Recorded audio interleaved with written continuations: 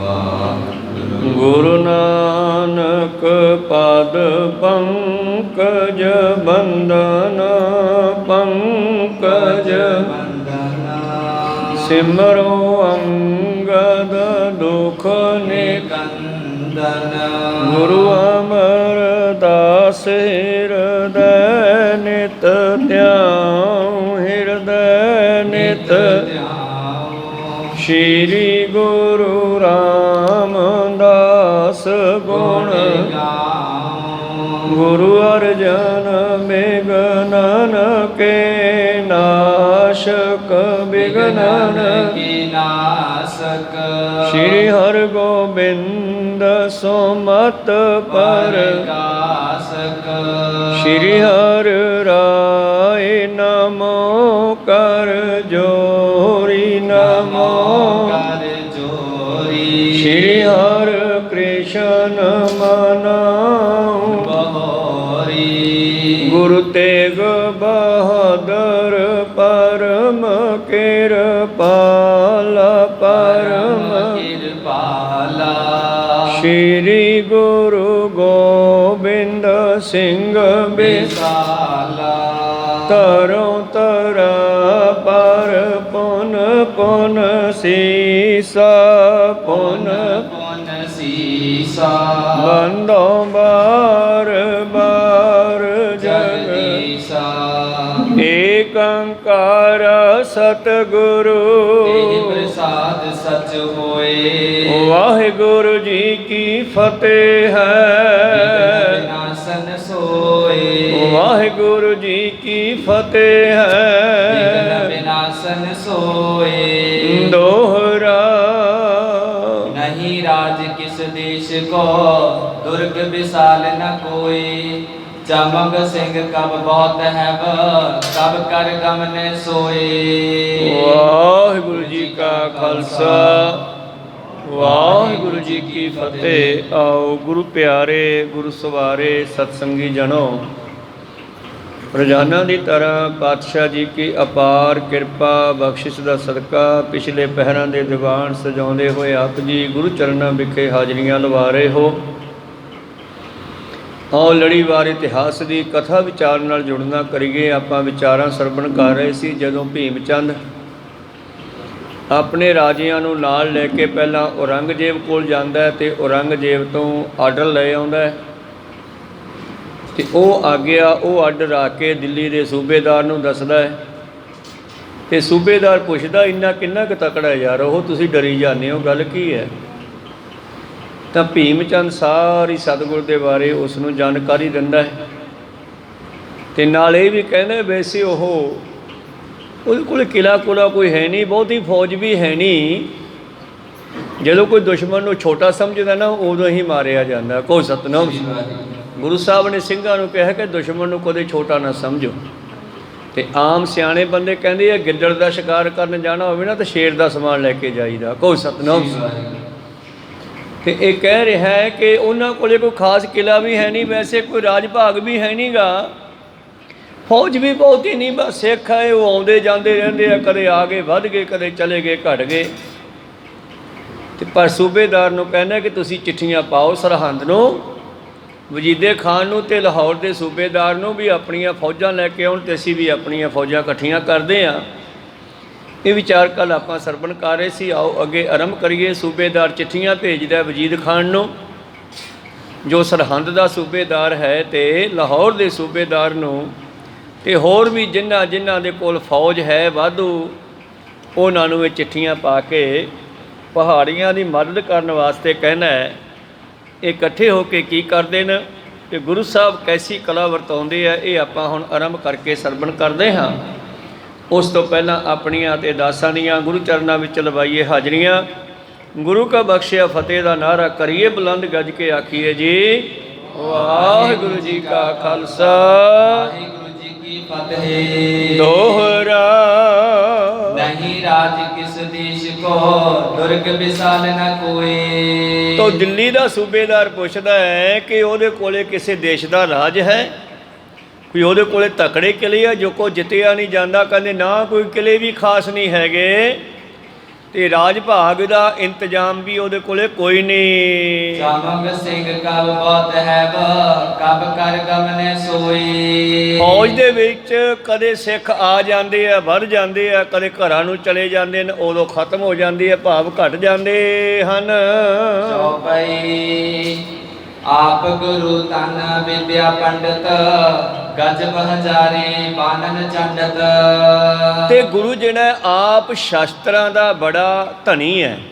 ਪੰਡਤ ਦਾ ਮਤਲਬ ਹੈ ਜਾਣਕਾਰ। ਪੰਡਤ ਦਾ ਅਰਥ ਵੈਸੇ ਗਿਆਨੀ ਹੁੰਦਾ ਹੈਗਾ, ਤੇ ਗਿਆਨੀ ਵੀ ਅਸੀਂ ਸਮਝ ਲਿਆ ਸ਼ਾਇਦ ਪੱਗ ਵਾਲਾ, ਅਸੀਂ ਪੱਗ ਵਾਲੇ ਨੂੰ ਵੀ ਗਿਆਨੀ ਕਹੀ ਜਾਂਦੇ ਹਾਂ, ਕੋਈ ਸਤ ਜਿਹਦੇ ਮਰਜ਼ੀ ਬੰਨੀ ਹੋਵੇ। ਗਿਆਨੀ ਦਾ ਅਰਥ ਹੈ ਜਿਹਨੂੰ ਕਿਸੇ ਚੀਜ਼ ਦਾ ਗਿਆਨ ਹੋਵੇ। ਇੱਥੇ ਪੰਡਤ ਸ਼ਬਦ ਵਰਤਿਆ ਕਵੀ ਜੀ ਨੇ, ਤੋ ਪੰਡਤ ਦਾ ਮਤਲਬ ਹੈ ਕਿ ਸ਼ਾਸਤਰ ਵਿਦਿਆ ਵਿੱਚ ਬੜੇ ਨਿਪੁੰਨ ਹੈ। ਹਰ ਪੱਖ ਤੋਂ ਤੀਰ ਅੰਦਾਜ਼ੀ, ਬੰਦੂਕ ਜਾਂ ਹੋਰ ਜਿਤਨੇ ਵੀ ਸ਼ਾਸਤਰ ਹਨ, ਗੁਰੂ ਜਿਹੜਾ ਹੈ ਆਪ ਸ਼ਾਸਤਰਾਂ ਦਾ ਧਨੀ ਹੈ। ਔਰ ਗਜਬ ਦੇ ਨਾਲ ਜਦੋਂ ਤੀਰ ਚਲਾਉਂਦਾ ਹੈ ਤੇ ਗਜਬ ਕਰਦਾ, ਭਾਵ ਜਿੱਥੇ ਸੋਚਦਾ ਤੀਰ ਉੱਥੇ ਹੀ ਜਾ ਕੇ ਲੱਗਦਾ ਹੈ। ਪੈਂਡ ਖਾਨ ਸੇ ਜਿਨੇ ਖਪਾਏ ਤੀਰ ਅਨੁਪਮ ਬ੍ਰਿੰਦ ਚਲਾਏ। ਸਾਨੂੰ ਮੁਗਲਾਂ ਪਠਾਨਾਂ ਨੂੰ ਬੜਾ ਹੰਕਾਰ ਸੀਗਾ ਵੀ ਪੈਂਡੇ ਖਾਨ ਜਿਹੜਾ ਸਾਡਾ ਹੈ ਨਾ ਜਰਨੈਲ, ਇਹਦੇ ਤੀਰ ਆਲੇ ਨਹੀਂ ਜਾਂਦੇ, ਤੇ ਜਿਸ ਨੇ ਤੀਰਾਂ ਦੇ ਨਾਲ ਸਾਡੇ ਉਸ ਪੈਂਡੇ ਖਾਨ ਵਰਗੇ ਜਰਨੈਲਾਂ ਨੂੰ ਮਾਰ ਦਿੱਤਾ ਹੈ। ਸ੍ਰੀ ਨਾਨਕ ਗਾਦੀ ਪਰ ਚਿਰਿਓ ਸਤਿਗੁਰ ਰਾਮਦਾਸ ਬਿਦਤਿਓ। ਖਪਾ ਦਿੱਤੇ ਬਹੁਤ ਅਨੂਪਮ, ਅਨਉਪਮ ਉਪਮਾ ਹੁੰਦੀ ਹੈ ਮਹਿਮਾ, ਤੇ ਗੁਰੂ ਤੇ ਗੋਬਿੰਦ ਸਿੰਘ ਜੀ ਦੀ ਉਪਮਾ ਜਿਹੜੀ ਹੈ ਉਹਦੇ ਬਰਾਬਰ ਕਿਸੇ ਦੀ ਹੈ ਹੀ ਨਹੀਂ, ਤੇ ਉਹਨੂੰ ਅਨੂਪ ਕਹਿ ਦਿੱਤਾ, ਅਨਉਪਮਾ, ਜਿਹਦੀ ਬਰਾਬਰੀ ਕੋਈ ਨਹੀਂ ਕਰ ਸਕਦੇ। ਉਹ ਗੁਰੂ ਗੋਬਿੰਦ ਸਿੰਘ ਗੁਰੂ ਨਾਨਕ ਜੀ ਦੀ ਗੱਦੀ ਦਾ ਵਾਰਸ ਹੈ। ਸਤਿਗੁਰੂ ਰਾਮਦਾਸ ਪਾਤਸ਼ਾਹ ਸੋਢੀਆਂ ਦੇ ਵਿੱਚੋਂ ਹੈ ਜੀ। ਇਨਕੋ ਸੁਤ ਸ਼੍ਰੀ ਅਰਜਨ ਹੋਵਾ ਮਤ ਸੰਤਨ ਕੋ ਸੁਨ ਕਰ ਜੋਵਾ। ਚੌਥੇ ਪਾਤਸ਼ਾਹ ਰਾਮਦਾਸ ਦਾ ਪੁੱਤਰ ਪੰਜਵਾਂ ਗੁਰੂ ਅਰਜਨ ਦੇਵ ਹੈ, ਜਿਨ੍ਹਾਂ ਦਾ ਸੁਭਾਅ ਬੜਾ ਸਾਧੂ ਸੰਤਾਂ ਵਰਗਾ ਸੀ। ਸ੍ਰੀ ਗੁਰੂ ਹਰਗੋਬਿੰਦ ਤਿੰਨ ਨੰਦਾ ਪਿਉ ਪ੍ਰਥਮ ਸੋ ਵੀਰ ਬਿਲੰਦਾ। ਇਸ ਗੁਰੂ ਨਾਨਕ ਦੀ ਲਾਈਨ ਦੇ ਵਿੱਚ, ਇਹਨਾਂ ਦੀ ਗੱਦੀ ਦੇ ਵਿੱਚ, ਇਹਨਾਂ ਦੀ ਕੁਲ ਦੇ ਵਿੱਚ ਜਿਹੜਾ ਗੁਰੂ ਅਰਜਨ ਦੇਵ ਦਾ ਪੁੱਤਰ ਹੋਇਆ ਨਾ, ਉਹ ਪਹਿਲੀ ਵਾਰ ਯੋਧਾ ਜੰਮਿਆ। ਭਾਵ ਇਸ ਤੋਂ ਪਹਿਲਾਂ ਤਾਂ ਸਤਿਗੁਰਾਂ ਨੇ ਬੜੇ ਪਿਆਰ ਦੇ ਨਾਲ ਲੋਕਾਂ ਨੂੰ ਸਮਝਾਇਆ, ਪਰ ਜਬੈ ਬਾਣ ਲਾਗਿਓ ਤਬੈ ਰੋਸ ਜਾਗਿਓ।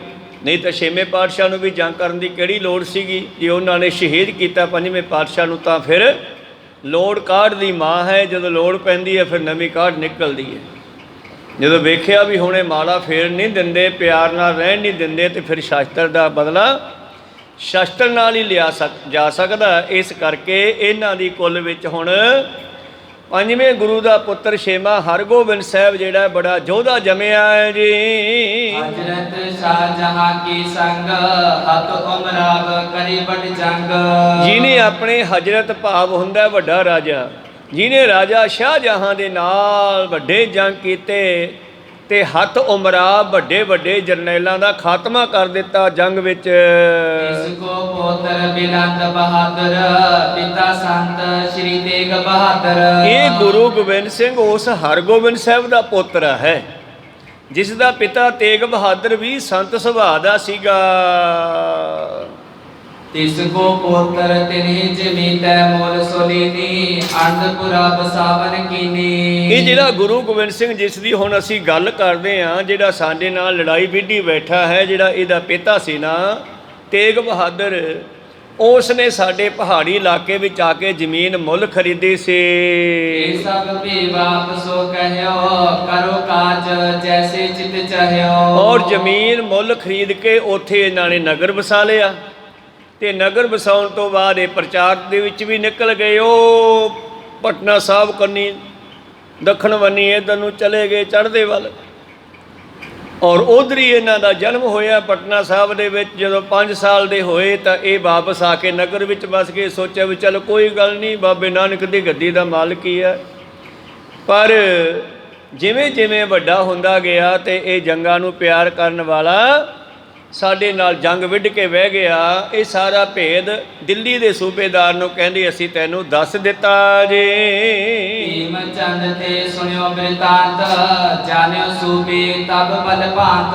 ਤੋ ਦਿੱਲੀ ਦੇ ਸੂਬੇਦਾਰ ਨੇ ਸਾਰੀ ਜਾਣਕਾਰੀ ਲਈ ਹੈ, ਚੰਗੀ ਤਰ੍ਹਾਂ ਗੱਲ ਸਮਝਣੀ ਕੀਤੀ ਜੀ। ਕਹੋ ਨਿਰਪਤਲੇ ਕਰ ਦਲ ਜਾਹੋ, 14 ਘੇਰੋ ਜੰਗ ਮਚਾਹੋ। ਠੀਕ ਹੈ, ਫਿਰ ਜੇ ਇਹ ਗੱਲ ਹੈ ਤੇ ਤੁਸੀਂ ਜਾਓ, ਆਪਣੀਆਂ ਪਹਾੜੀ ਫੌਜਾਂ ਇਕੱਠੀਆਂ ਕਰਕੇ ਉਸ ਦੇ ਆਨੰਦਪੁਰ ਨੂੰ ਘੇਰਾ ਪਾਓ, ਜੰਗ ਕਰੋ।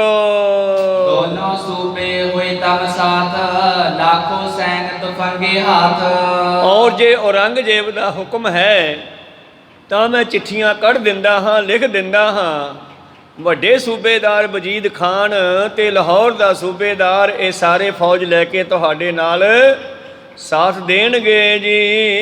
ਇਮ ਕਹਿ ਪੱਤਰ ਲਿਖੇ ਤਤਕਾਲੇ, ਪੂਰ ਸਿਰੰਦ ਲਾਪਰ ਕੋ ਚਾਲੇ। ਤਾਂ ਇਉਂ ਭੀਮ ਚੰਦ ਵਰਗੇ ਸੂਬੇਦਾਰ ਦੇ ਕੋਲੇ ਸਾਰੀ ਗੱਲਬਾਤ ਕਰਕੇ ਤਸੱਲੀ ਲੈ ਕੇ ਪੂਰੀ ਤੁਰ ਪਏ ਹਨ ਪਹਾੜੀ ਇਲਾਕੇ ਨੂੰ। ਤੇ ਦਿੱਲੀ ਦਾ ਸੂਬੇਦਾਰ ਜਿਹੜਾ ਚਿੱਠੀਆਂ ਕੱਢਦਾ ਹੈ ਆਪਣੇ ਦੂਜੇ ਸੂਬੇਦਾਰਾਂ ਨੂੰ। ਸਗਰੀ ਚਾਮੰਗ ਦੇਵ ਨਿਜ ਸੰਗ, ਕਰੋ ਅਨੰਦਪੁਰ ਗੁਰਸੁ ਜੰਗ। ਲਿਖਦਾ ਚਿੱਠੀਆਂ ਵਿੱਚ ਕਿ ਸਾਰੀ ਫੌਜ ਲੈ ਕੇ ਸ਼ਸਤਰਾਂ ਸਮੇਤ ਤੁਸੀਂ ਆਨੰਦਪੁਰ ਜਾਣਾ ਹੈ। ਆਨੰਦਪੁਰ ਦਾ ਗੁਰੂ ਜਿਹੜਾ ਹੈ ਉਹ ਆਕੀ ਹੋ ਕੇ ਬੈਠਾ ਹੈ ਤੇ ਤੁਸੀਂ ਪਹਾੜੀਆਂ ਦੀ ਮਦਦ ਕਰਕੇ ਉੱਥੇ ਜੰਗ ਕਰਨਾ ਜੀ। ਮਿਲੇ ਤਾਂ ਮਿਲ ਲਿਓ ਸਨਮਾਨੋ, ਹਜ਼ਰਤ ਕੇ ਸਮੀਪ ਗੁਰ ਆਨੋ। ਜੇ ਉਹ ਤੁਹਾਡੇ ਨਾਲ ਮਿਲਣ ਦੀ ਗੱਲ ਕਰੇ, ਭਾਵ ਜੇ ਉਹ ਜੰਗ ਤੋਂ ਡਰਦਾ ਹੋਇਆ ਤੁਹਾਨੂੰ ਕਹੇ ਵੀ ਠੀਕ ਹੈ ਅਸੀਂ ਹੱਥ ਖੜੇ ਕਰਤੇ, ਪਰ ਗੁਰੂ ਸਾਹਿਬ ਐਸੇ ਨਹੀਂ ਹੈ, ਉਹ ਤਾਂ ਇਹੋ ਜਿਹੇ ਦੁਸ਼ਮਣਾਂ ਦੇ ਹੱਥ ਖੜੇ ਕਰਕੇ ਹਟੇ ਨੇ। ਤਾਂ ਇਹ ਕਹਿੰਦਾ ਜੇ ਉਹ ਤੁਹਾਡੇ ਨਾਲ ਮਿਲਣਾ ਚਾਹੇ, ਜੇ ਉਹ ਜੰਗ ਵਿੱਚ, ਕਿਉਂਕਿ ਹਮੇਸ਼ਾ ਰਾਜਾ ਕੋਈ ਹਾਰ ਜਾਂਦਾ ਜਦ ਉਦੋਂ ਹੀ ਫਿਰ ਉਹ ਮਿਲਣਾ ਚਾਹੁੰਦਾ। ਇਹ ਚਾਹੁੰਦਾ ਹੈ ਵੀ ਜੇ ਉਹ ਹਾਰ ਕੇ ਮਿਲਣਾ ਚਾਹੇ ਤਾਂ ਨਾਲ ਮਿਲਾ ਲਿਓ ਸਨਮਾਨ ਸਹਿਤ, ਔਰ ਉਹਨੂੰ ਹਜ਼ਰਤ ਭਾਵ ਔਰੰਗਜ਼ੇਬ ਕੋਲ ਲੈ ਕੇ ਆਇਓ। ਨਾਤ ਗਿਰ ਪਤਨ ਸਾਥ ਲਿਓ ਸਾਰੇ, ਲਰੇ ਅਰੇ ਰਨ ਮੈਂ ਲਿਓ ਮਾਰੇ। ਨਹੀਂ ਤਾਂ ਫਿਰ ਸਾਰੀ ਪਹਾੜੀ ਰਾਜਿਆਂ ਦੀ ਫੌਜ ਨੂੰ ਲੈ ਕਰਕੇ ਉਹਦੇ ਨਾਲ ਜੰਗ ਕਰੋ। ਲੜਦਾ ਤਾਂ ਅੜਦਾ ਤਾਂ ਉਸ ਨੂੰ ਫੜ ਲਓ, ਚਾਹੇ ਮਾਰ ਦਿਓ। ਜੈ ਜੈ ਧਾਵਨ ਕਰੇ ਪਠਾਵਨਾ, ਚੜੋ ਨਾ ਬਿਲਮੋ ਆਪਣੇ ਥਾਵਨਾ। ਤੋ ਜਿੱਥੇ ਜਿੱਥੇ ਇਸ ਨੇ ਹਲਕਾਰੇ ਭਾਵ ਚਿੱਠੀਆਂ ਦੇਣ ਵਾਲੇ ਬੰਦੇ ਭੇਜੇ, ਹਲਕਾਰਾ ਹੋਕਾ ਦੇਣ ਵਾਲਾ ਵੀ ਹੁੰਦਾ, ਹਲਕਾਰਾ ਸੁਨੇਹਾ ਦੇਣ ਵਾਲਾ ਵੀ ਹੁੰਦਾ ਹੈ। ਜਿੱਥੇ ਜਿੱਥੇ ਹਲਕਾਰੇ ਚਿੱਠੀਆਂ ਲੈ ਕੇ ਗਏ, ਉਹਨਾਂ ਨੂੰ ਨਾਲ ਇਹ ਵੀ ਕਹਿੰਦੇ ਆ ਜਾ ਕਰਕੇ ਉਹ ਚਿੱਠੀਆਂ ਲਿਜਾਣ ਵਾਲੇ, ਬਈ ਜਲਦੀ ਚੜੋ ਫੌਜਾਂ ਲੈ ਕੇ। ਇਤਿਆਦਕ ਸੁਨ ਕਰ ਹਰਿ ਖਾਇਓ, ਭੀਮ ਚੰਦ ਹੋਏ ਤਿਆਰ ਅਲਾਇਓ। ਔਰ ਭੀਮ ਚੰਦ ਜਿਹੜਾ ਉੱਥੋਂ ਚੱਲਣ ਲਈ ਤਿਆਰ ਹੋਇਆ ਹੈ ਜੀ। ਨਿਤ ਪ੍ਰਤ ਸੁਧ ਸੁਨ ਕਰ ਸਹਸਾਏ, ਕਰ ਤਰਹੁ ਸਭ ਰੀਤ ਸਹਾਏ। ਔਰ ਹੁਣ ਜਦੋਂ ਕਿਸੇ ਨੂੰ ਸੱਦਿਆ ਜਾਵੇ ਗੁਰੂ ਪਿਆਰਿਓ ਮਦਦ ਵਾਸਤੇ, ਫਿਰ ਉਸ ਦਾ ਇੰਤਜ਼ਾਮ ਵੀ ਕਰਨਾ ਪੈਂਦਾ। ਇਹਦਾ ਇੰਤਜ਼ਾਮ ਕਰਨਾ ਪਹਾੜੀਆਂ ਨੇ। ਤਾਂ ਹੁਣ ਪਹਾੜੀ ਭੀਮ ਚੰਦ ਵਰਗੇ ਜਿਹੜੇ ਆਪਣੇ ਘਰ ਵੱਲ ਜਾਂਦੇ ਹੈ ਔਰ ਇਹਨਾਂ ਦੇ ਆਉਣ ਦੀ ਉਡੀਕ ਕਰਦੇ ਹਨ। ਤੇ ਜਾਂਦਾ ਹੋਇਆ ਇਹ ਸੂਬੇਦਾਰ ਨੂੰ ਸਲਾਮ ਕਰਕੇ ਇੱਕ ਵਾਰੀ ਫੇਰ ਕਹਿੰਦਾ ਹੈ, ਕਰ ਸਲਾਮ ਕਿਗ ਆਏ ਕਨੇਰਾ, ਸੂਬੇ ਤੇ ਰੁਕ ਸਦ ਤੈ ਵੀਰਾ। ਝਿਗਿਆਉਣਾ ਹੁੰਦਾ, ਮਿੰਟਾਂ ਜੀਆਂ ਕਰਨੀਆਂ। ਵੇਖੋ ਸੂਬੇਦਾਰ ਜੀ ਘੋਲ ਨਾ ਕਰ ਜਿਓ, ਬੰਦਿਆਂ ਨੂੰ ਤਕੜਾਈ ਨਾਲ ਭੇਜ ਦਿਓ, ਅਸੀਂ ਜਾ ਕੇ ਤਿਆਰੀ ਕਰਦੇ ਹਾਂ, ਸਾਰੀ ਭੋਜਨ ਪ੍ਰਸ਼ਾਦੇ ਦੀ ਵੀ ਕਰਾਂਗੇ ਔਰ ਉਹਨਾਂ ਨੂੰ ਕਹਿ ਦਿਓ ਕਿ ਆ ਜਾਣ। ਇਉਂ ਮਿੰਟਾਂ ਦੀਆਂ ਕਰਦਾ ਇੱਥੋਂ ਸਲਾਮ ਕਰਕੇ ਵਿਦਾ ਹੋਇਆ ਹੈ ਜੀ। ਬਾਜਲ ਬੜੀ ਕਰ ਤੂਰਨ ਤਾਇਓ, ਦੇਸ਼ ਕਲੂਰ ਆਪਣੇ ਆਇਓ। ਔਰ ਮਜਲ ਹੁੰਦੀ ਹੈ ਚੱਲਣਾ, ਯਾਤਰਾ ਕਰਨੀ। ਯਾਤਰਾ ਤੈਅ ਕਰਦੇ ਹੋਏ ਚਲੋ ਚਾਲ ਪਹਾੜੀ ਇਲਾਕੇ ਦੇ ਆਪਣੇ ਰਾਜ ਕਹਿਲੂਰ ਦੇ ਵਿੱਚ ਪਹੁੰਚੇ ਆਏ ਜੀ। ਜਹ ਕੇ ਸੈਲਪਤੀ ਸਮਦਾਏ, ਲਿਖੇ ਪੱਤਰ ਪ੍ਰਦਾਨ ਪਠਾਏ। ਔਰ ਇਸ ਨੇ ਫਿਰ ਚਿੱਠੀਆਂ ਲਿਖੀਆਂ 22 ਧਾਰ ਦੇ ਪਹਾੜੀ ਰਾਜਿਆਂ ਨੂੰ ਸਾਰੇ ਰਾਜਿਆਂ ਵੱਲ ਚਿੱਠੀਆਂ ਭੇਜ ਕੇ ਇਹਨੇ ਵਜ਼ੀਰ ਆਪਣੇ ਭੇਜਣੇ ਕੀਤੇ ਹਨ। ਦਿੱਲੀ ਕੋ ਪ੍ਰਸੰਗ ਸਭ ਕਹਿਓ, ਲਗ ਦੀਰਘ ਸਭ ਹਿਨ ਮਨ ਲਹਿਓ। ਔਰ ਛੋਟੇ ਵੱਡੇ ਸਾਰਿਆਂ ਨੂੰ ਦਿੱਲੀ ਵਾਲੀ ਸਾਰੀ ਵਾਰਤਾ ਸੁਣਾਈ ਹੈ ਤੇ ਨਾਲ ਇਹ ਕਿਹਾ ਵੀ ਆਪਾਂ ਹੁਣ ਇਕੱਠੇ ਹੋ ਕੇ ਇੱਕ ਹਮਲਾ ਤਕੜਾ ਜਿਹਾ ਕਰਨਾ ਹੈ, ਜਾਂ ਤਾਂ ਗੁਰੂ ਗੋਬਿੰਦ ਸਿੰਘ ਨੂੰ ਇੱਥੋਂ ਕੱਢ ਦੇਵਾਂਗੇ ਜਾਂ ਮਾਰ ਦੇਵਾਂਗੇ। ਤੇ ਸਾਰੇ ਪਹਾੜੀਏ ਖੁਸ਼ ਹੋ ਕੇ ਭੀਮ ਚੰਦ ਦੇ ਨਾਲ ਰਲਦੇ ਹਨ। ਭਈ ਤਿਆਰ ਨਿਜ ਨਿਜ ਦਲ ਜੋਰੇ, ਜਿਸ ਜਿਸ ਮੈਂ ਜੇਤਕ ਧਰ ਜੋਰੇ। ਜਿਹਦੇ ਕੋਲੇ ਜਿੰਨੀ ਜਿੰਨੀ ਫੌਜ ਸੀ ਉਹ ਲੈ ਕੇ ਚੱਲ ਪਏ, ਜੋ ਖਜ਼ਾਨੇ 'ਚ ਮਾਇਆ ਪਈ ਸੀ ਉਹ ਵੀ ਲਿਆਉਣ ਦਾ ਹੁਕਮ ਦਿੱਤਾ ਹੈ। ਇੰਦਰ ਪ੍ਰਸਤ ਮੈਂ ਸੰਗਤ ਜੋਈ, ਸੁਨ ਪ੍ਰਸੰਗ ਸਭ ਲਸ਼ਕਰ ਢੋਈ। ਔਰ ਪਹਾੜੀਏ ਸਾਰੇ ਲਸ਼ਕਰ ਇਕੱਠਾ ਕਰ ਰਹੇ ਹਨ। ਇੰਦਰਪ੍ਰਸਤ ਦਿੱਲੀ ਨੂੰ ਕਹਿੰਦੇ ਹਨ। ਦਿੱਲੀ ਦੀ ਸੰਗਤ ਨੂੰ ਪਤਾ ਲੱਗਿਆ ਬਈ ਇਸ ਤਰ੍ਹਾਂ ਸਾਰੇ ਰਾਜੇ ਇਕੱਠੇ ਹੋ ਕੇ ਗੁਰੂ ਗੋਬਿੰਦ ਸਿੰਘ ਜੀ ਤੇ ਹਮਲਾ ਕਰਨ ਦੀ ਸਲਾਹ ਕਰਦੇ ਐ। ਮਿਲ ਕਰ ਦੁਰਲਿਖ ਕਰ ਅਰਦਾਸ, ਸੁਧਿਤ ਪਠੀ ਗੁਰੂ ਕੇ ਪਾਸ। ਤੋ ਦਿੱਲੀ ਦੇ ਵਿੱਚ ਹੀ ਖਬਰ ਨਿਕਲਦੀ ਹੈ ਜਦੋਂ, ਤੇ ਤੁਰੰਤ ਹੀ ਦਿੱਲੀ ਦੀਆਂ ਸੰਗਤਾਂ ਗੁਰੂਆਂ ਨੂੰ ਫਿਰ ਦੱਸਦੀਆਂ, ਸੁਨੇਹਾ ਭੇਜਦੀਆਂ। ਜਿਵੇਂ ਪੰਜਵੇਂ ਪਾਤਸ਼ਾਹ ਜੀ ਦੇ ਕੋਲ ਵੀ ਸੁਨੇਹਾ ਭੇਜਿਆ ਸੀਗਾ ਜੀ, ਚੰਦੂ ਵਜ਼ੀਰ ਹੈ ਜਹਾਂਗੀਰ ਦਾ, ਬੜਾ ਹੰਕਾਰੀ ਜਾ। ਸਾਨੂੰ ਪਤਾ ਲੱਗਿਆ ਕਿ ਤੁਹਾਡੇ ਸਾਹਿਬਜ਼ਾਦੇ ਦੀ ਸਗਾਈ ਵਾਸਤੇ ਇਹਦੇ ਲਾਗੀ ਵੇਖ ਕੇ ਗਏ ਨਾ, ਪਰ ਪੁੱਠਾ ਹੀ ਬੋਲੇ ਆ ਉਹਨਾਂ ਨੂੰ। ਕਹਿੰਦਾ ਐਵੇਂ ਮੇਰੀ ਚਵਾਰੀ ਦੀ ਇੱਟ ਮੋਰੀ ਨੂੰ ਲਾ ਜਾਂਦੀ, ਤੇ ਹੰਕਾਰੀ ਬੰਦਾ, ਇਹਦਾ ਸਾਕ ਰਹਿਣ ਦਿਓ ਲੈਣ ਨੂੰ, ਸਾਹਿਬਜ਼ਾਦੇ ਨੂੰ ਸਾਕਾਂ ਦਾ ਤੋੜਾ ਨਹੀਂ ਹੈਗਾ। ਤੇ ਜਦੋਂ ਚਿੱਠੀ ਮਿਲੀ ਪੰਜਵੇਂ ਪਾਤਸ਼ਾਹ ਨੂੰ, ਉਹਨਾਂ ਨੇ ਉੱਥੇ ਜਵਾਬ ਦੇ ਦਿੱਤਾ। ਬਸ ਉੱਥੋਂ ਹੀ ਚੰਦੂ ਦੇ ਨਾਲ ਜਦਾਈ ਪੈਦਾ ਹੋ ਗਈ। ਔਰ ਚੰਦੂ ਆਪਣੇ ਹੰਕਾਰ ਨੂੰ ਨੀਵਾਂ ਨਹੀਂ ਸੀ ਹੋਣ ਦਿੰਦਾ, ਜਿਸ ਨੂੰ ਗੁਰੂ ਨੇ ਜੁੱਤੀਆਂ ਮਾਰ ਮਾਰ ਕੇ ਨੀਵਾਂ ਕੀਤਾ ਛੇਵੇਂ ਪਾਤਸ਼ਾਹ ਨੇ। ਫਿਰ ਖੈਰ ਦਿੱਲੀ ਦੀ ਸੰਗਤ ਨੇ ਚਿੱਠੀ ਲਿਖੀ ਆ, ਅਰਦਾਸ ਕਹਿੰਦੇ ਆ, ਬੇਨਤੀ ਭਰੀ ਹੋਈ ਚਿੱਠੀ ਲਿਖ ਕੇ ਗੁਰੂ ਗੋਬਿੰਦ ਸਿੰਘ ਜੀ ਵੱਲ ਭੇਜਦੇ ਹਨ। हे ਪ੍ਰਭ ਤਮ ਸਮਰੱਥ ਸਭ ਭਾਂਤੀ, ਸਭ ਨਿਰਦੇ ਕੀ ਜਾਣੋ ਬਾਤੀ। ਮਹਾਰਾਜ ਜੀ ਵੈਸੇ ਤਾਂ ਸਾਨੂੰ ਕਹਿਣ ਦੀ ਲੋੜ ਨਹੀਂ, ਤੁਸੀਂ ਸਰਵ ਕਲਾ ਸਮਰੱਥ ਹੋ, ਸਭ ਦੇ ਹਿਰਦੇ ਦੀਆਂ ਜਾਣਦੇ ਹੋ, ਪਰ ਅਸੀਂ ਆਪਣਾ ਇੱਕ ਫਰਜ਼ ਨਿਭਾਉਂਦੇ ਹਾਂ। ਬਿਰ ਬਿਰਤੰਤ ਕਿਉਂ ਨਾ ਤੁਮ ਜਾਣੋ, ਘਟ ਘਟ ਕੀ ਮਾਲਿਕ ਪਹਿਚਾਨੋ। ਤੁਸੀਂ ਤਾਂ ਸਭ ਦੇ ਹਿਰਦੇ ਦੀਆਂ ਜਾਣਦੇ ਹੋ, ਤੇ ਫਿਰ ਬਾਹਰ ਜੋ ਹੋ ਰਿਹਾ ਤੁਹਾਨੂੰ ਉਹਦਾ ਕਿਵੇਂ ਨਾ ਪਤਾ ਲੱਗੇ। ਪਰ ਬੇਨਤੀ ਹੈ, ਤੁਮ ਸੇਵਾ ਅਰ ਆਪਨ ਭਲੇ ਹਿਤ, ਪਾਤੀ ਲਿਖੀ ਸੁਣੀ ਜਿਮ ਵੀ ਇਤ। ਇੱਧਰ ਦਿੱਲੀ ਵਿੱਚ ਅਸੀਂ ਜੋ ਸੈਂਟਰ ਸਰਕਾਰ ਦੇ ਬਾਰੇ ਸੁਣਿਆ ਮਹਾਰਾਜ, ਤੁਹਾਡੀ ਸੇਵਾ ਦੇ ਵਿੱਚ ਆਪਣੇ ਭਲੇ ਹਿੱਤ ਇੱਕ ਚਿੱਠੀ ਭੇਜਦੀ ਹਾਂ। ਰਾਜਨ ਤੁਮ ਪਰ ਕਰੀ ਪੁਕਾਰਾ, ਹਮ ਪਰ ਗੁਰੂ ਬਲੀ ਸਿਰ ਭਾਰਾ। ਆ ਪਹਾੜੀ ਰਾਜਿਆਂ ਨੇ ਸੈਂਟਰ ਸਰਕਾਰ ਕੋਲੇ ਜਾ ਕੇ ਪੁਕਾਰ ਕੀਤੀ ਆ, ਰੋਏ ਆ ਦਿੱਲੀ ਵਾਲੇ ਔਰੰਗਜ਼ੇਬ ਦੇ ਕੋਲ, ਕਹਿੰਦੇ ਗੁਰੂ ਸਾਡੇ ਦੇ ਉੱਤੇ ਬੜਾ ਭਾਰੀ ਪਿਆ ਹੋਇਆ ਹੈ, ਸਾਨੂੰ ਦੁੱਖ ਦਿੰਦਾ। ਕਹਿੰਦੇ ਦੱਖਣ ਦੇਸ਼ ਰੰਗ ਜੋ ਲਿਖਿਓ, ਤਿਨ ਬਿਰਤਾਂਤ ਪਟ ਕਰ ਸਭ ਲਖਿਓ। ਔਰ ਇਹਨਾਂ ਨੇ ਦੱਖਣ ਦੇ ਵੱਲ ਗਏ ਹੋਏ ਔਰੰਗਜ਼ੇਬ ਨੂੰ ਵੀ ਦੱਸਣਾ ਕੀਤਾ ਹੈ, ਚਿੱਠੀ ਵੀ ਲਿਖ ਕੇ ਭੇਜੀ ਆ। ਪਹਿਲਾਂ ਪੜ੍ਹਿਆ ਉਸਨੇ, ਉਹਨੇ ਹੁਕਮ ਦਿੱਤਾ ਹੈ, ਹੋਏ ਸੂਬੇ ਪਰ ਹੁਕਮ ਪਠਾਇਓ, ਸੋ ਚਲ ਕਰ ਦਿੱਲੀਪੁਰ ਆਇਓ। ਔਰ ਔਰੰਗਜ਼ੇਬ ਨੇ 2 ਸੂਬੇਦਾਰਾਂ ਦੀ ਤਾਂ ਪੱਕੀ ਡਿਊਟੀ ਲਾ ਦਿੱਤੀ ਆ, ਹੋਰ ਵੀ ਜਿਹੜੇ ਵਿਹਲੇ ਆ ਭੇਜਦੇ ਹੋ। ਇਸ ਤਰ੍ਹਾਂ ਮਹਾਰਾਜ ਉੱਥੋਂ ਲੈ ਕੇ ਇਹ ਸਲਾਹ ਭੀਮਚੰਦ ਵਰਗੇ ਪਹਾੜੀਏ ਦਿੱਲੀ ਦੇ ਸੂਬੇਦਾਰ ਕੋਲੇ ਆਏ ਸੀ। ਇਨ ਸੂਬੇ ਲਖ ਹਜ਼ਰਤ ਆਸ਼ੇ, ਦੋਨੋਂ ਪਰਸੋ ਹੁਕਮ ਪ੍ਰਕਾਸ਼ੇ। ਦਿੱਲੀ ਦੇ ਸੂਬੇਦਾਰ ਨੇ ਔਰੰਗਜ਼ੇਬ ਦਾ ਹੁਕਮ ਜਾਣ ਕੇ ਸਰਹੰਦ ਅਤੇ ਲਾਹੌਰ ਦੇ ਸੂਬੇਦਾਰ ਨੂੰ ਚਿੱਠੀ ਭੇਜ ਦਿੱਤੀ ਆ ਲਿਖ ਕੇ। ਲਾਪੁਰ ਅਰ ਸਰਹੰਦ ਬੜ ਲਸ਼ਕਰ, ਨਰਬੇ ਹਿਤ ਆਏ ਹੈ ਤੁਮ ਪਰ। ਮਹਾਰਾਜ ਲਾਹੌਰ ਅਤੇ ਸਰਹੰਦ ਦੇ ਰਾਜਿਆਂ ਦਾ ਵੱਡਾ ਲਸ਼ਕਰ ਤੁਹਾਡੇ ਨਾਲ ਲੜਨ ਵਾਸਤੇ ਆ ਰਹੇ ਹਨ। ਰਣ ਕੇ ਛੁਦਤ ਤੁਰਕ ਗਨ ਆਵੈ, ਹੈ ਗਜ ਸਾਥ ਚੌਪਤੇ ਧਾਵੈ। ਔਰ ਜੰਗ ਦੇ ਭੁੱਖੇ ਇਹ ਜਿਹੜੇ ਤੁਰਕ ਹਨ, ਚੜ ਕੇ ਆ ਰਹੇ ਹਨ ਆਪਣੇ ਹਾਥੀਆਂ ਘੋੜਿਆਂ ਤੇ ਬੜੇ ਚਾਅ ਨਾਲ। ਨਿਜਮਾਨੀ ਬਹੁ ਇਨਕੇ ਹੀਤ, ਕਰੀਏ ਤਿਆਰੀ ਬਨੋ ਸੁਚੇਤ। ਮਹਾਰਾਜ ਤਿਆਰੀ ਕਰੋ ਇਹਨਾਂ ਵਾਸਤੇ, ਜਿਵੇਂ ਵਿਆਹ ਦੇ ਵਿੱਚ ਥੋੜ੍ਹੇ ਦਿਨ ਰਹਿੰਦੇ ਆ ਹਜੇ, ਅਤੇ ਫਿਰ ਮੇਲ ਗੇਲ ਵਾਸਤੇ ਅਤੇ ਬਰਾਤੀਆਂ ਵਾਸਤੇ ਤਿਆਰੀ ਚੱਲਦੀ ਆ। ਅਤੇ ਇਹ ਫਿਰ ਚਿੱਠੀ ਵਿੱਚ ਸੰਗਤ ਲਿਖਦੀ ਹੈ ਦਿੱਲੀ ਵਾਲੀ, ਮਹਾਰਾਜ ਇਹਨਾਂ ਦੀ ਮੇਜ਼ਬਾਨੀ, ਮੇਜ਼ਬਾਨ ਕੌਣ ਹੁੰਦਾ ਹੈਗਾ? ਜਿਹਦੇ ਘਰੇ ਆ ਰਹੇ ਹੈ, ਅਤੇ ਦੂਜਾ ਜਿਹੜਾ ਹੁੰਦਾ ਉਹਦੀ ਸੇਵਾ ਕਰਨੀ ਹੁੰਦੀ ਹੈ।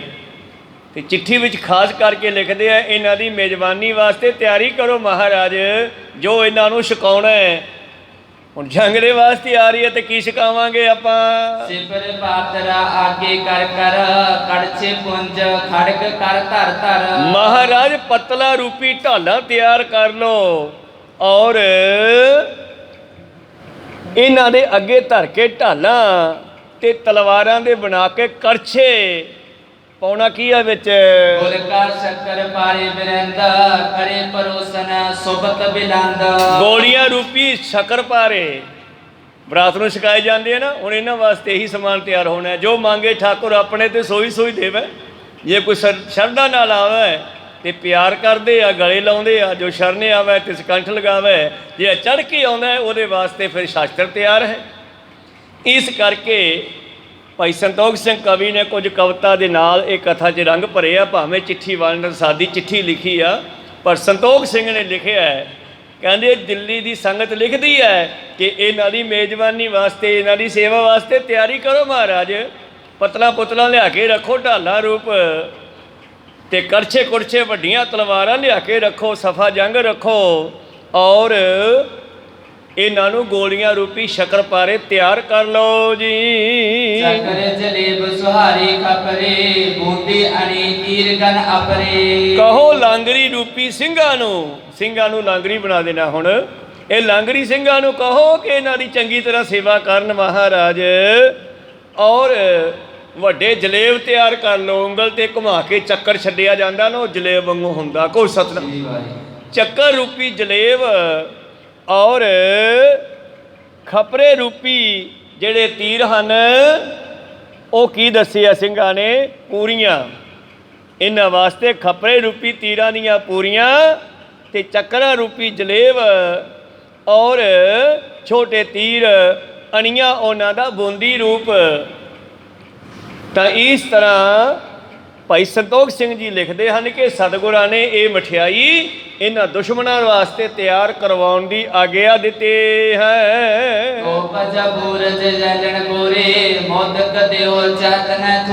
ਵੱਡੇ ਲੱਡੂ ਇੱਕ ਮਹਾਂਪੁਰਸ਼ ਨਾਲ ਕਰਦੇ ਹੁੰਦੀ ਹੈ ਸਮਾਗਮ ਸਾਲ ਬਾਅਦ, ਤੇ ਉਹਨਾਂ ਦਾ ਲੱਡੂ ਹੁੰਦਾ ਨਾ, ਉਹ ਅੱਧੇ ਕਿਲੋ ਤੋਂ ਘੱਟ ਨਹੀਂ ਹੁੰਦਾ ਗਾ। ਦੋਨਾਂ ਹੱਥਾਂ ਨਾਲ ਐਡਾ ਲੱਡੂ ਬਣਦੇ ਆ। ਉਹ ਕਹਿੰਦੇ ਮਹਾਰਾਜ ਲੱਡੂ ਜਿਹੜੇ ਬਣਾਉਣੇ ਆ ਨਾ, ਉਹ ਤੋਪਾਂ ਦੇ ਨਾਲ ਭੇਜਣੇ ਆ। ਕਹੋ ਸਤਿਨਾਮ।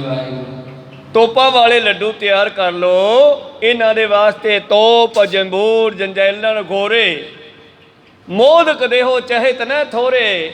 ਇਹ ਭੁੱਖੇ ਜੰਗ ਦੇ ਇਹਨਾਂ ਨੂੰ ਚੰਗੇ ਲੱਡੂ ਛਕਾਇਓ, ਛੋਲਿਆਂ ਦੇ, ਲੋਹੇ ਦੇ ਛੋਲਿਆਂ ਦੇ, ਲੋਹੇ ਦੇ ਚਣੇ ਚਬਾਓ ਇਹਨਾਂ ਨੂੰ।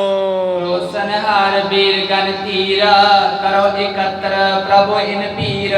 ਔਰ ਬਾਬਾ ਸਾਰੇ ਲਾਂਗਰੀ ਤਿਆਰ ਕਰ ਲਓ। ਬਾਬਾ ਸਾਰੀ ਗਿਣਤੀ 'ਚ ਆ ਰਹੇ ਨੇ ਇਹ, ਭਾਵ ਲਾਂਗਰੀ ਸਿੰਘ, ਜੰਗ ਕਰਨ ਵਾਲੇ ਯੋਧੇ।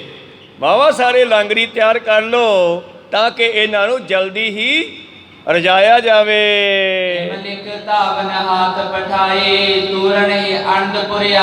ਦਿੱਲੀ ਦੀ ਸੰਗਤ ਨੇ ਚਿੱਠੀ ਲਿਖ ਕਰਕੇ ਸਤਿਗੁਰਾਂ ਦੇ ਵੱਲ ਭੇਜੀ ਹੈ, ਔਰ ਲਿਆਉਣ ਵਾਲੇ ਬੜੀ ਤੇਜ਼ੀ ਨਾਲ ਪਹੁੰਚੇ ਹਨ।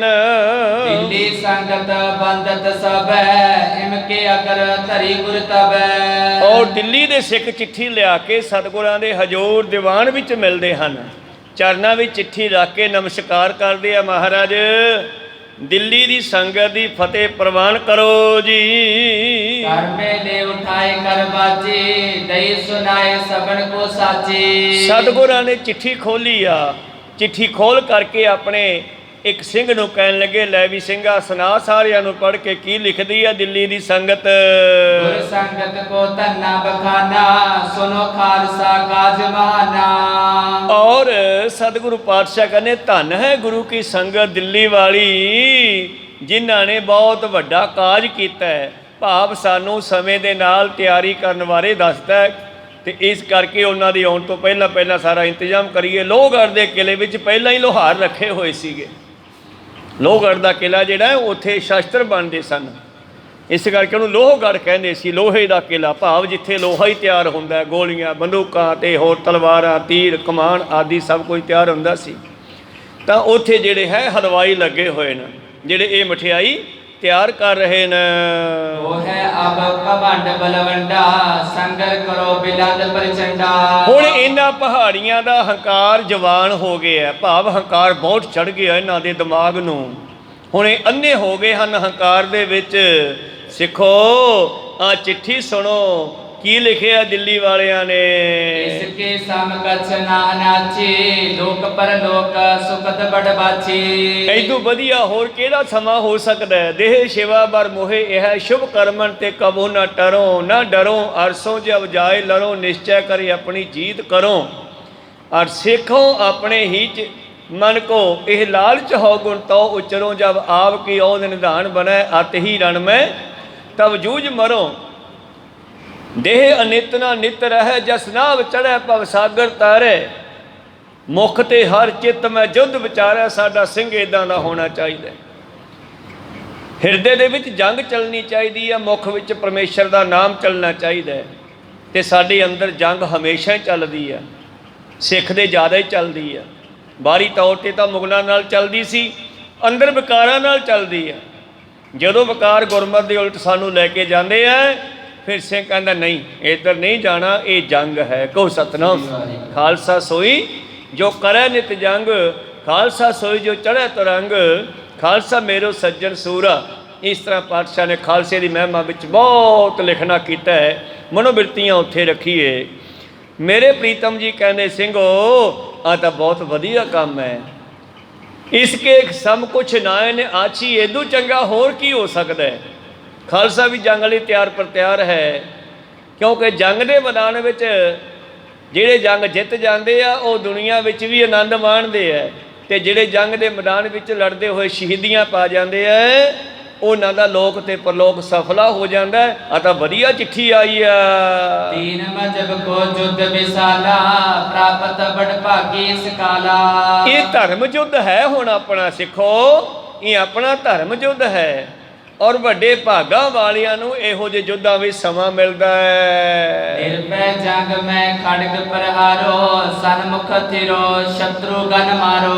इहो चिट्ठी सारी पढ़ के सुना करके फिर पातशाह ਸਿੰਘਾਂ ਨੂੰ गाइड करते हैं, संबोधन करते हैं। निर्भय होके लड़ना है, शस्त्र नूं चलाउणा है, सन्मुख होके शत्रु दियां अखां 'च अखां पा के जंग करने आपां।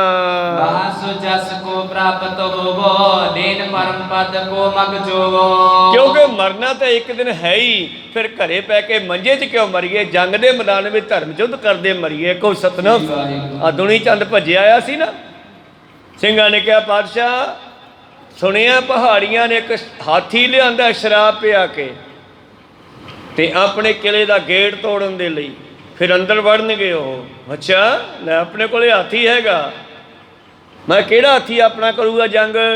ये दुनी चंद शरीर करके बड़ा भारी सीगा, देग भी 2.5-3 किलो कल्ला ही खा जाता सीगा एक टाइम 'च। तां गुरु प्यारिओ दुनी चंद नूं पता लग्या, सारी रात ਸਿੰਘਾਂ ਦੀਆਂ मिन्नतां करदा, कदे दया सिंह कोल जांदा, कदे धर्मचंद सिंह कोल जांदा। यार समझाओ ये गुरु साहब, 10 बंदा हाथी नाल किवें लड़ पऊगा। वो कहते तू घबराना, है काम तो गुरु साहब का, तेनों वडियाई देनी है, तू ले ला। कहता ना भरावा अपना दिल नहीं वगदा, भला हाथी नाल बंदा फिर गा हाथी ने शराब पीती हुई है, वो तो मैंने दड़ के मार दूगा। बड़ी उसनों तसल्ली दिती पर ना टिकिया। अखीर अद्धी रात तक सिंह आराम कर लग पे। और ये जिन्ने क मसंद ये नाल उधरों आए सीगे सिपाही, अमृतसर के इलाके चो ये मसंद सी उस इलाके का। इस करके सारे मसंद अपने इलाकों के नौजवान भी लियाए सी जंग वास्ते। ਜਿਹੜੇ ਇਹਦੇ ਨਾਲ ਆਏ ਸੀ ਅੰਮ੍ਰਿਤਸਰ ਦੇ ਇਲਾਕੇ ਚੋਂ ਮਾਝੇ ਦੇ, ਉਹਨਾਂ ਨੂੰ ਕਹਿੰਦਾ ਵੀ ਆਪਾਂ ਚੱਲੀਏ ਯਾਰ, ਦੱਸ ਬੰਦਾ ਭਲਾ ਪਸ਼ੂਆਂ ਨਾਲ ਲੜਦਾ ਹੁੰਦਾ, ਐਵੇਂ ਕਾਹਦੇ ਵਾਸਤੇ ਮਰਨਾ। ਤੇ 5-7-10 ਨੇ ਇਹਦੇ ਨਾਲ ਜਾਣ ਦੀ ਸਲਾਹ ਕਰ ਲਈ। ਉਹਨਾਂ ਨੂੰ ਮਾਈ ਭਾਗੋ ਨੇ ਫਿਰ ਤਾਨੇ ਮਾਰੇ ਸੀਗੇ, ਬੀਬੀਆਂ ਨੇ ਤਾਨੇ ਮਾਰੇ ਸੀ ਵੀ ਤੁਸੀਂ ਛੱਡ ਕੇ ਕਿਵੇਂ ਆ ਗਏ। ਤੇ ਫਿਰ ਜਿਹੜਾ बेदावा लिखिया गया वो आनंदपुर नहीं, वो जो दोबारा मिलाप होया रामेआने की धरती से, फिर उत्थे दोबारा बेदावा लिखिया गया सीगा। इत्थों तो रात नूं निकले सीगे, ਤੇ ਦੁਨੀ ਚੰਦ ਕਹਿਣ ਲੱਗਿਆ ਚਲੋ ਚੱਲ ਗਏ ਆਪਾਂ। ਤੇ ਉਹਨਾਂ ਨੇ ਸਲਾਹ ਕਰ ਲਈ, ਅੱਧੀ ਰਾਤ ਨੂੰ ਇਹਨੂੰ ਟਪਾਉਣ ਲੱਗੇ, ਪੱਗਾਂ ਪੁੱਗਾਂ ਬੰਨ੍ਹ ਲੀਆਂ, ਕਦੰਬ ਰੱਸਾ ਲੰਮਾ ਬਣਾਉਣ ਵਾਸਤੇ, ਉਤਰਨ ਵਾਸਤੇ। ਜਿਹੜੇ ਨੌਜਵਾਨ ਸੀ ਹਲਕੇ ਸਰੀਰ ਦੇ, ਉਹ ਤਾਂ ਉਤਰ ਗਏ ਉਹਨੂੰ ਫੜ ਕੇ। ਤੇ ਜਦੋਂ ਇਹਨੇ ਹੱਥ ਪਾਇਆ ਉਤਰਨ ਵਾਸਤੇ ਤੇ ਕੰਧ ਤੋਂ ਛੱਡ ਤੇ ਪੈਰ ਤੇ ਲਮਕਿਆ ਤੇ ਉਹ ਪੱਗ ਟੁੱਟ ਗਈ। ਵਜਨ ਬਹੁਤ ਜ਼ਿਆਦਾ ਸੀਗਾ, ਡਿੱਗਿਆ, ਲੱਤ ਟੁੱਟ ਗਈ। ਫਿਰ ਜਿਹੜੇ ਥੱਲੇ ਪਹਿਲਾਂ ਉਤਰੇ ਸੀ ਉਹ ਇਹਨੂੰ ਮੰਜੇ ਤੇ ਪਾ ਕੇ ਆਪਦੇ ਪਿੰਡ ਲੈ ਗਏ। ਪਿੰਡ ਲਿਜਾ ਕੇ ਘਰੇ ਦੱਸਤਾ। ਘਰੇ ਜਾ ਕਹਿੰਦਾ ਮੈਨੂੰ ਪਿੱਛੇ ਪਾ ਦਿਓ, ਹੁਣ ਤੜਕੇ ਲੋਕ ਆ ਕੇ ਪੁੱਛਣਗੇ ਮੈਂ ਕੀ ਮੂੰਹ ਦਿਖਾਊਂਗਾ ਕਿ ਅਸੀਂ ਭੱਜ ਕੇ ਆ ਗਏ। ਕੋਈ ਸਤਨਾਮ। ਕਿ ਉਹ ਨੌਜਵਾਨ ਆਪੋ ਆਪਣੇ ਘਰੋਂ ਘਰੀ ਚਲੇ ਗਏ। ਤੇ ਦੁਨੀ ਚੰਦ ਕਹਿੰਦਾ ਘਰਦਿਆਂ ਨੂੰ, ਕਹਿੰਦਾ ਮੈਂ ਕਿਸੇ ਨੂੰ ਨਹੀਂ ਮਿਲਣਾ, ਮੈਨੂੰ ਪਿਛਲੇ ਕਮਰੇ 'ਚ ਪਾ ਦਿਓ। ਪਿੱਛੇ ਕਈ ਘਰਾਂ ਦੇ ਵਾੜੇ ਹੁੰਦੇ ਨੇ, ਤੇ ਪਿੱਛੇ ਵਾੜਾ ਸੀਗਾ, ਪਿੱਛੇ ਪਾਤਾ ਉਸ ਨੂੰ। ਜਦੋਂ ਕਿਤੇ ਅੱਧੀ ਕੁ ਰਾਤ ਨੂੰ ਉੱਠਿਆ, ਪੈਰ ਥੱਲੇ ਰੱਖਿਆ ਇਸਨੇ ਬਾਥਰੂਮ ਵਗੈਰਾ ਵਾਸਤੇ, ਤੇ ਉੱਥੇ ਸੱਪ ਬੈਠਾ ਸੀ, ਤੇ ਪੈਰ ਤੇ ਲੜ ਕੇ ਮਰ ਗਿਆ। ਕੋ ਸਤਨਾਮ। ਰਾਤ ਨੂੰ ਅੰਦਰ ਮਰ ਗਿਆ ਉਹ। ਤੇ ਬਾਕੀ ਜਿਹੜੇ ਨਾਲ ਗਏ ਸੀ ਉਹਨਾਂ ਨੂੰ ਬੀਬੀਆਂ ਨੇ ਫਿਰ ਤਾਨੇ ਮਾਰੇ ਵੀ ਤੁਸੀਂ ਕਿਵੇਂ ਆ ਗਏ। ਕਹਿੰਦੇ ਉੱਥੇ ਤਾਂ ਘੇਰਾ ਪੈ ਗਿਆ, ਉੱਥੇ ਤਾਂ ਜੰਗ ਦਾ ਪ੍ਰੋਗਰਾਮ ਹੈ, ਤੇ ਅਸੀਂ ਤਾਂਹੀਏ ਆ ਗਏ। ਤੇ ਉੱਥੋਂ ਫਿਰ ਉਹ ਦੁਬਾਰੇ ਮਾਈ ਭਾਗੋ ਇਹਨਾਂ ਨੂੰ ਇਕੱਠੇ ਕਰਕੇ ਲਿਆਏ ਸੀ। 200-250 ਬੰਦਾ ਸੀ ਉਸ ਵੇਲੇ, ਉਹ ਲੈ ਕੇ ਆਈ ਸੀ ਵਾਪਸ, ਜਿਹਦੇ ਵਿੱਚ ਚੌਧਰੀ, ਨੰਬਰਦਾਰ, ਪਿੰਡ ਦੇ ਮੋਹਤਵਾਰ ਬੰਦੇ ਇਹ ਵੀ ਨਾਲ ਸਨ। ਤੇ ਜਦੋਂ ਰਾਮੇਆਣ ਦੇ ਕੋਲ ਆ ਕੇ ਇਕੱਤਰ ਹੋਏ, ਉਹਨੇ ਸਮੇਂ ਦੇ ਵਿੱਚ ਇੱਧਰੋਂ ਗੁਰੂ ਸਾਹਿਬ ਵੀ ਕਿਲ੍ਹਾ ਛੱਡ ਕੇ ਇੱਧਰ ਨੂੰ ਆ ਗਏ, ਤੇ ਉਹ ਵੀ ਇੱਧਰ ਨੂੰ ਆ ਗਏ, ਕਿਉਂਕਿ ਉਹਨਾਂ ਨੂੰ ਮਹੀਨਾ 2 ਮਹੀਨੇ ਲੱਗ ਗਏ ਉੱਥੇ ਇਕੱਠੇ ਕੁੱਠੇ ਹੁੰਦੇ ਆ। ਤੇ ਇਸ ਤਰ੍ਹਾਂ ਰਾਮੇਆਣ ਧਰਤੀ 'ਤੇ ਇਕੱਠੇ ਹੋਏ। ਇੱਥੋਂ ਪਾਤਸ਼ਾਹ ਹੋ ਕੇ ਮੁਕਤਸਰ ਨੂੰ ਜਾ ਰਹੇ ਸੀਗੇ, ਤੇ ਇੱਥੇ ਫਿਰ ਇਹਨਾਂ ਦਾ ਮਿਲਾਪ ਹੁੰਦਾ, ਉੱਥੇ ਬੈਠ ਕੇ ਗੱਲਾਂ ਬਾਤਾਂ ਚੱਲਦੀਆਂ। ਤੇ ਜਿਹੜੇ ਚੌਧਰੀ ਨੰਬਰਦਾਰ ਸੀ ਉਹ ਕਹਿਣ ਲੱਗੇ ਵੀ ਤੁਸੀਂ ਮਹਾਰਾਜ ਐਵੇਂ ਸਿੰਘਾਂ ਨੂੰ ਮਰਵਾਉਂਦੇ ਫਿਰਦੇ ਹੋ, ਨਾਲੇ ਆਪ ਦੁਖੀ, ਨਾਲੇ ਅਨੰਦਪੁਰ ਛੱਡਿਆ, ਨਾਲੇ ਪਰਿਵਾਰ ਸਾਰਾ ਵਿਛੜ ਗਿਆ। ਅਸੀਂ ਤੁਹਾਡੀ ਸੰਧੀ ਕਰਾ ਦਿੰਦੇ ਹਾਂ ਔਰੰਗਜ਼ੇਬ ਨਾਲ, ਸਾਡੀ ਸਿੱਧੀ ਹੈ, ਕਿਉਂਕਿ ਅਸੀਂ ਨੰਬਰਦਾਰ ਹਾਂ, ਅਸੀਂ ਤਾਂ ਆਉਂਦੇ ਜਾਂਦੇ ਰਹਿੰਦੇ ਹਾਂ ਉੱਥੇ, ਕੋਈ ਹਾਲਾ ਮਾਮਲਾ ਦੇਣ ਲੈਣ। ਤੇ ਗੁਰੂ ਗੋਬਿੰਦ ਸਿੰਘ ਜੀ ਕਹਿੰਦੇ ਤੁਸੀਂ ਸਿੱਖ ਬਣ ਕੇ ਆਏ ਹੋ ਕਿ ਗੁਰੂ ਬਣ ਕੇ ਆਏ ਹੋ? ਕਹਿੰਦੇ ਜੀ ਤੁਸੀਂ ਜੰਗ ਬੰਦ ਕਰੋ, ਅਸੀਂ ਸੰਧੀ ਕਰਾ ਦਿੰਦੇ ਹਾਂ, ਤੁਹਾਡੀ ਮੇਲ ਮਿਲਾਪ ਕਰਾ ਦਿੰਦੇ ਹਾਂ। ਗੁਰੂ ਸਾਹਿਬ ਫਿਰ ਕਹਿੰਦੇ ਵੀ ਤੇਗ ਬਹਾਦਰ ਸ਼ਹੀਦ ਹੋਏ ਉਦੋਂ ਕਿੱਥੇ ਸੀ? 5ਵੇਂ ਪਾਤਸ਼ਾਹ ਸ਼ਹੀਦ ਹੋਏ ਉਦੋਂ ਕਿੱਥੇ ਸੀ? ਵਜੀਦੇ ਨੇ ਸਾਹਿਬਜ਼ਾਦਿਆਂ ਨੂੰ ਸ਼ਹੀਦ ਕਰਤਾ ਉਦੋਂ ਕਿੱਥੇ ਸੀ ਤੁਸੀਂ? ਤਾਂ ਫਿਰ ਗੁਰੂ ਪਿਆਰਿਓ ਇਹ ਨੰਬਰਦਾਰ ਸੀ, ਥੋੜ੍ਹੇ ਜਿਹੇ ਹੰਕਾਰੀ ਜਿਹੇ ਟਾਈਪ ਦੇ ਬੰਦੇ ਜਿਹੜੇ ਸੀ ਨਾ, ਉਹ ਕਹਿੰਦੇ ਤੁਸੀਂ ਸਾਡੀ ਗੱਲ ਨਹੀਂ ਮੰਨਦੇ, ਅਸੀਂ ਤੁਹਾਨੂੰ ਗੁਰੂ ਨਹੀਂ ਮੰਨਦੇ। ਇਹ ਗੱਲ ਉੱਥੇ ਹੋਈ ਗੁਰੂ ਸਾਹਿਬ ਦੇ ਨਾਲ। ਗੁਰੂ ਸਾਹਿਬ ਕਹਿੰਦੇ ਜੇ ਨਹੀਂ ਮੰਨਦੇ ਤੇ ਆਹ ਲਓ ਕਾਗਜ਼, ਇਹਦੇ ਉੱਤੇ ਸਾਈਨ ਕਰ ਦਿਓ। ਹੁਣ ਉੱਤੇ ਲਾਈਨ ਲਿਖਤੀ ਬਈ ਤੂੰ ਸਾਡਾ ਗੁਰੂ ਨਹੀਂ, ਅਸੀਂ ਤੇਰੇ ਸਿੱਖ ਨਹੀਂ, ਜਿਹੜਾ ਮੈਨੂੰ ਗੁਰੂ ਨਹੀਂ ਮੰਨਦਾ ਉਹ ਥੱਲੇ ਸਾਈਨ ਕਰ ਦਿਓ। ਫਿਰ ਉਹਨਾਂ ਨੰਬਰਦਾਰਾਂ ਚੌਧਰੀਆਂ ਨੇ, ਉਹਨਾਂ ਲੋਕਾਂ ਨੇ ਸਾਈਨ ਕੀਤੇ, ਤੇ ਉਹ ਜਾਣ ਲੱਗੇ। ਗੁਰੂ ਸਾਹਿਬ ਨੇ ਵੀ ਕਾਗਜ਼ ਚੱਕ ਕੇ ਖੀਸੇ 'ਚ ਪਾ ਲਿਆ। ਤਾਂ ਮਾਈ ਭਾਗੋ ਫਿਰ ਖੜ ਗਈ, ਕਹਿੰਦੇ ਗਲਤੀ ਹੋ ਗਈ, ਇਹ ਤਾਂ ਬਹੁਤ ਵੱਡਾ ਗਲਤ ਕੰਮ ਕਰਤਾ, ਤੁਸੀਂ ਤਾਂ ਲਿਖਤੀ ਰੂਪ 'ਚ ਦੇਤਾ ਵੀ ਤੂੰ ਸਾਡਾ ਗੁਰੂ, ਅਸੀਂ ਤੇਰੇ ਸਿੱਖ ਨਹੀਂ। ਤੇ ਗੁਰੂ ਨੂੰ ਪਤਾ ਹੈ ਕਿ ਅਕਸਰ ਦਰਗਾਹ ਦੇ ਵਿੱਚ ਇਹਨਾਂ ਨੇ ਮੇਰੇ ਕੋਲ ਹੀ ਆਉਣਾ, ਜਿਹੜਾ ਇੱਥੇ ਗੁਰੂ ਹੈ ਇਹੀ ਦਰਗਾਹ 'ਚ ਪਰਮੇਸ਼ਰ ਹੈ। ਕਹੋ ਸਤਨਾਮ। ਕੱਲ੍ਹ ਨੂੰ ਮੇਰੇ ਕੋਲ ਆਉਣਾ ਨਾ, ਤੇ ਫਿਰ ਕਹਿਣਗੇ ਸਾਨੂੰ ਬਖਸ਼ੋ, ਤੇ ਫਿਰ ਮੈਂ ਇਹਨਾਂ ਨੂੰ ਆਹ ਚਿੱਠੀ ਦਿਖਾਊਂਗਾ ਵੀ ਆਹ ਕੀ ਲਿਖਿਆ, ਤੁਸੀਂ ਮੈਨੂੰ ਤਿਆਗਿਆ ਹੋਇਆ। ਇਸੇ ਕਰਕੇ ਚਿੱਠੀ ਲਿਖੀ ਸੀ। ਪਰ ਉਸ ਤੋਂ ਪਹਿਲਾਂ ਹੀ ਮਾਈ ਭਾਗੋ ਰੁਕ ਗਈ। ਮਾਈ ਭਾਗੋ ਨੂੰ ਵੇਖ ਕੇ ਗੁਰੂ ਪਿਆਰਿਓ ਫਿਰ ਸਿੰਘ ਰੁਕਣੇ ਸ਼ੁਰੂ ਹੋਏ, ਤੇ ਰੁਕਦਿਆਂ ਰੁਕਦਿਆਂ ਇਹ 40 ਸਿੰਘ ਰੁਕ ਗਏ। ਬਾਕੀ ਨੰਬਰਦਾਰ ਚੌਧਰੀ ਮੁੜ ਗਏ, ਹੰਕਾਰੀ ਬੰਦੇ। ਇਹ 40 ਨੇ ਫਿਰ ਗੁਰੂ ਸਾਹਿਬ ਦਾ ਪਿੱਛਾ ਕੀਤਾ, ਤੇ ਇਹਨਾਂ 40 ਦੇ ਪਿੱਛੇ ਫੌਜ ਸੀਗੀ ਮੁਗਲਾਂ ਦੀ। ਤੇ ਇਹ ਲਾਈਨ ਦੇ ਵਿੱਚ ਚੱਲਦੇ ਚੱਲਦੇ ਫਿਰ ਕੋਟਕਪੂਰਾ ਲੰਘ ਕੇ ਮੁਕਤਸਰ ਦੀ ਢਾਬ ਦੇ ਉੱਪਰ ਚਲੇ ਗਏ, ਖਦਰਾਣੇ ਢਾਬ ਦੇ ਉੱਤੇ। ਉੱਥੇ ਫਿਰ ਜੰਗ ਹੋਇਆ, ਕਹਾਣੀ ਤੁਸੀਂ ਜਾਣਦੇ ਹੋ। ਇਸ ਕਰਕੇ ਦੁਨੀ ਚੰਦ ਮੰਜੇ 'ਚ ਪੈ ਕੇ ਵੀ ਮਰ ਗਿਆ, ਤੇ ਜੇ ਉੱਥੇ ਕਿਲੇ 'ਚ ਮਰ ਜਾਂਦਾ ਤੇ ਫਿਰ ਤਾਂ ਉਹਦਾ ਨਾਮ ਅੱਜ ਅਸੀਂ ਵਧੀਆ ਢੰਗ ਨਾਲ ਲੈਂਦੇ, ਪਰ ਅੱਜ ਉਹਨੂੰ ਅਸੀਂ ਦੂਜੇ ਢੰਗ ਨਾਲ ਯਾਦ ਕਰਦੇ ਹਾਂ। ਤੇ ਭਾਈ ਬਚਿੱਤਰ ਸਿੰਘ ਜਿਹਨੂੰ ਨਾਗਣੀ ਦੇ ਮਾਰਨ ਦਾ ਵਰ ਦਿੱਤਾ, ਤੇ ਉਸ ਨੂੰ ਅੱਜ ਅਸੀਂ ਵਡਿਆਈ ਦਿੰਦੇ ਹਾਂ, ਕਿਉਂ ਕਿਸੇ ਨੇ ਗੁਰੂ ਦਾ ਬਚਨ ਮੰਨਿਆ। ਤੇ ਉਸੇ ਨਾਗਣੀ ਦੇ ਨਾਲ ਤਵੇ ਚੀਰੇ, ਮੱਥੇ ਦੀ ਹੱਡੀ ਭੰਨੀ ਹਾਥੀ ਦੀ, ਤੇ ਉਹ ਹਾਥੀ ਚੀਕਾਂ ਮਾਰਦਾ ਪੁੱਠਾ ਭੱਜਿਆ, ਤੇ ਆਪਣੇ ਹਜ਼ਾਰਾਂ ਦੀ ਗਿਣਤੀ ਵਿੱਚ ਉਹਨਾਂ ਨੇ ਪਹਾੜੀਆਂ ਨੂੰ, ਪਠਾਨਾਂ ਨੂੰ, ਮੁਗਲਾਂ ਨੂੰ ਵੱਢ ਦਿੱਤਾ। ਮਨੋਬਿਰਤੀਆਂ ਉੱਥੇ ਰੱਖੀਏ। ਮੇਰੇ ਪ੍ਰੀਤਮ ਜੀ ਕਹਿੰਦੇ ਸਿੰਘੋ ਸਨਮੁਖ ਹੋ ਕੇ ਲੜਨਾ ਹੈ, ਪਿੱਛੇ ਨਹੀਂ ਹਟਣਾ, ਦੁਸ਼ਮਣ ਨੂੰ ਲੋਹੇ ਦੇ ਚਣੇ ਚਵਾਉਣੇ ਆ। ਸੰਮਤ ਕਨੇ ਤਪੇ ਤਪ ਭਾਰੇ, ਬਰਖਾ ਸੀਤਲੋ ਉਸ਼ਨ ਸਹਾਰੇ। ਕਹਿਣ ਲੱਗੇ ਜਿਹੜੀ ਧਰਤੀ ਹੈ ਨਾ, ਇਹ ਧਰਤੀ ਆਪਣੇ ਸਰੀਰ ਦੇ ਉੱਤੇ ਅਨੇਕਾਂ ਤਰ੍ਹਾਂ ਦੇ ਦੁੱਖ ਝੱਲਦੀ ਆ।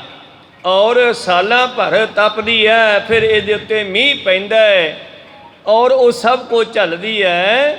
ਸਿੱਖੋ ਤੁਸੀਂ ਵੀ ਇਹਨਾਂ ਚੀਜ਼ਾਂ ਨੂੰ ਝੱਲਿਆ ਸਰੀਰ ਦੇ ਉੱਤੇ। ਮਾਹਸ ਜਸ ਕੋ ਪ੍ਰਾਪਤ ਹੋਵੋ, ਨਿਰਭੈ ਜੰਗ ਮੈਂ ਖੜਗ ਪ੍ਰਹਾਰੋ, ਨਿਰਭੈ ਹੋ ਕੇ ਤਲਵਾਰ ਚਲਾਉਣੀ ਹੈ, ਸਨਮੁਖ ਥਰੇ ਸ਼ਤਰੁਗਨ ਮਾਰੋ, ਤੁਹਾਨੂੰ ਵਡਿਆਈ ਮਿਲੂਗੀ। ਹੁਣ ਦੁਨੀ ਚੰਦ ਤੇ ਬਚਿੱਤਰ ਸਿੰਘ ਤਾਈਏ ਤੁਹਾਡੇ ਸਾਹਮਣੇ ਰੱਖਿਆ ਵੀ ਦੋਨਾਂ ਦੇ ਵਿੱਚ ਕਿੰਨਾ ਫਰਕ ਹੈ।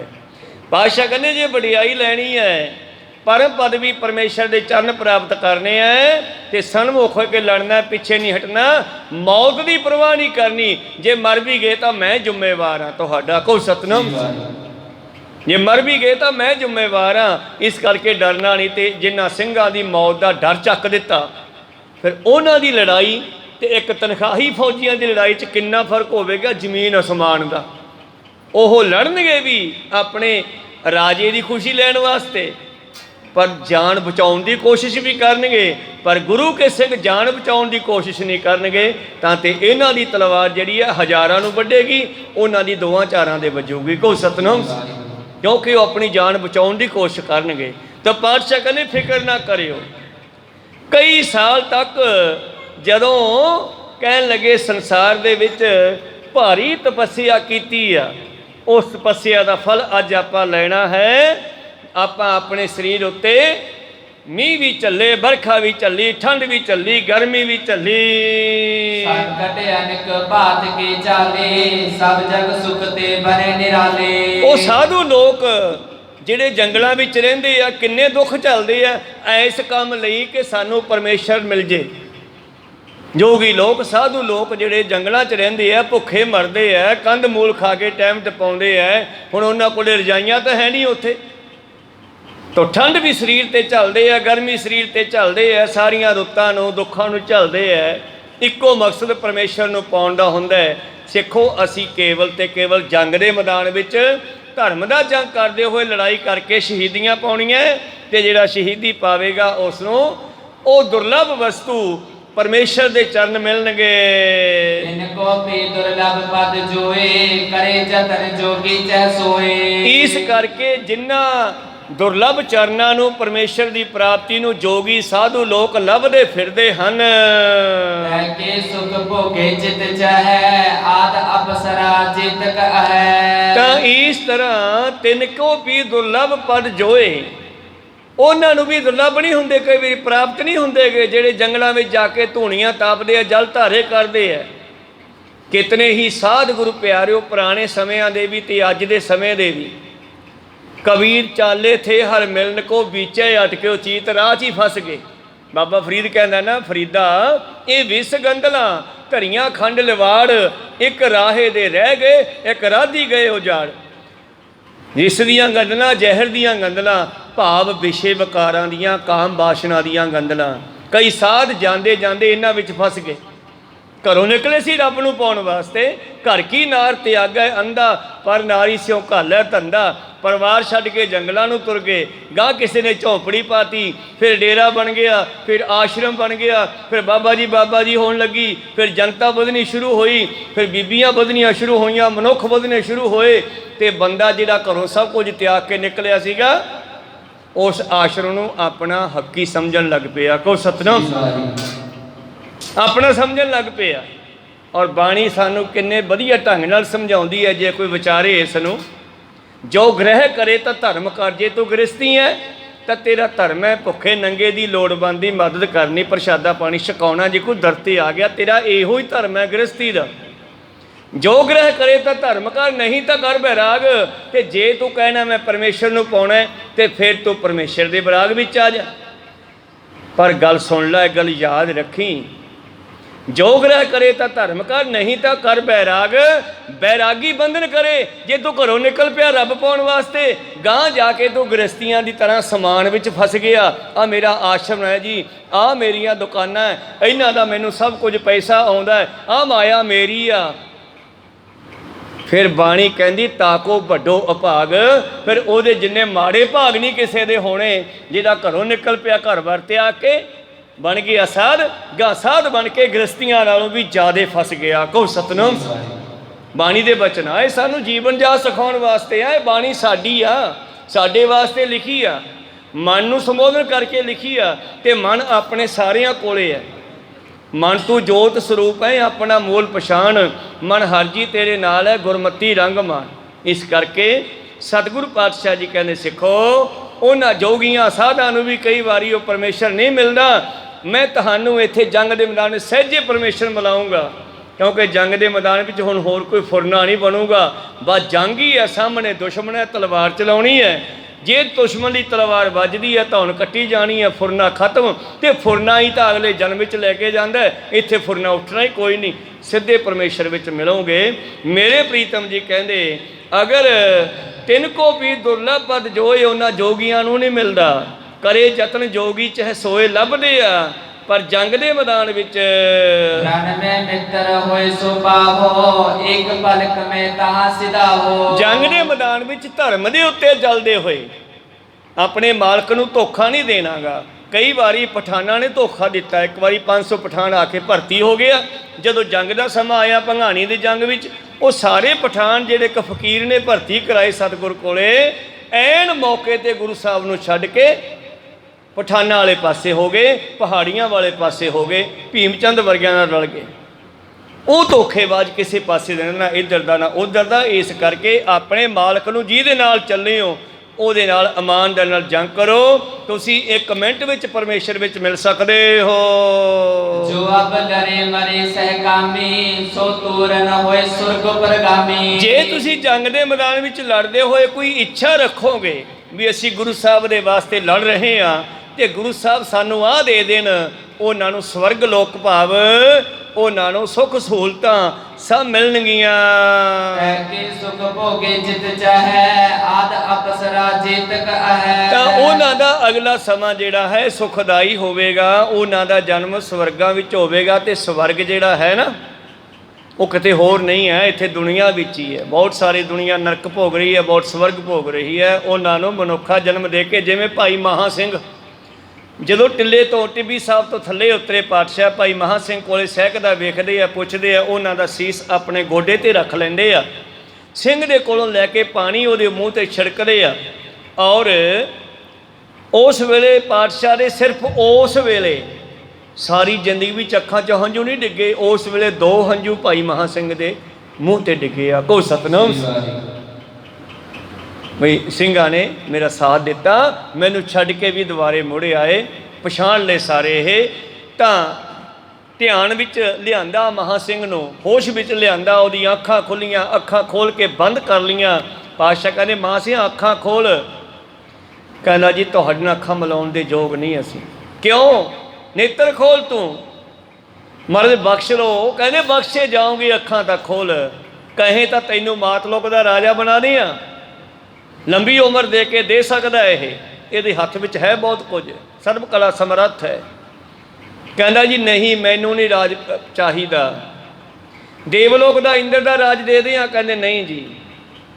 ਦੱਸ ਫਿਰ ਕੀ ਚਾਹੀਦਾ? ਕਹਿੰਦਾ ਜੀ ਉਹ ਚਿੱਠੀ ਕਿੱਥੇ ਆ ਜਿਹੜੀ ਤੇ ਸਾਈਨ ਕੀਤੇ ਆ ਅਸੀਂ ਮਾੜੇ ਵੇਲੇ। ਕਹੋ ਸਤਨਾਮ।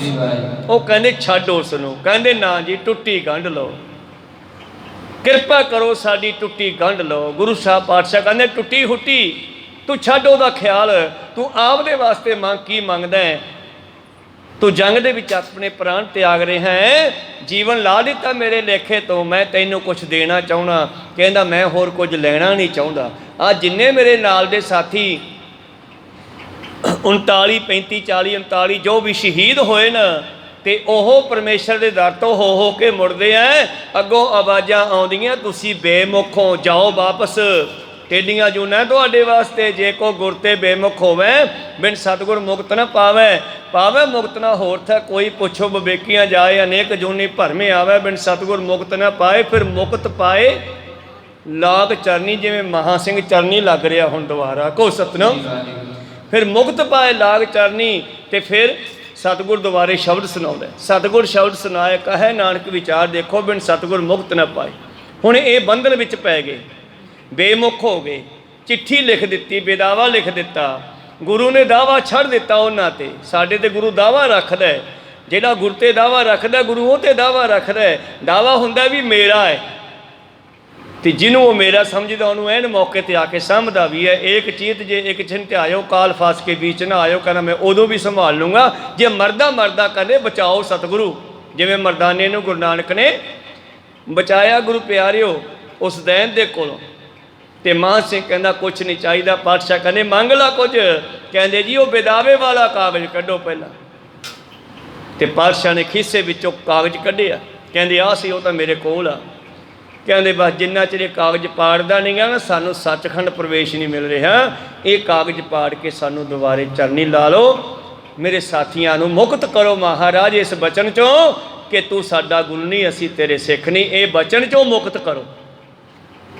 ਤੇ ਜਦੋਂ ਬਾਰ-ਬਾਰ ਉਹਨੇ ਇਹੀ ਚੀਜ਼ ਮੰਗੀ, ਦੇਖੋ ਮਹਾਂ ਸਿੰਘ ਵਰਗਾ ਜਰਨੈਲ ਹੋਣਾ ਕੋਈ ਛੋਟੀ ਜੀ ਗੱਲ ਨਹੀਂ ਹੈ, ਜਿਹਨੇ ਆਪਦੇ ਵਾਸਤੇ ਨਹੀਂ ਆਪਣੇ ਮਾਝੇ ਦੇ ਇਲਾਕੇ ਵਾਸਤੇ ਮੰਗਿਆ ਕਿ ਸਾਰੇ ਮਾਝੇ ਨੂੰ ਕਲੰਕ ਲੱਗ ਗਿਆ ਸਾਡਾ ਵਿਦਾਵਾ ਲਿਖ ਕੇ।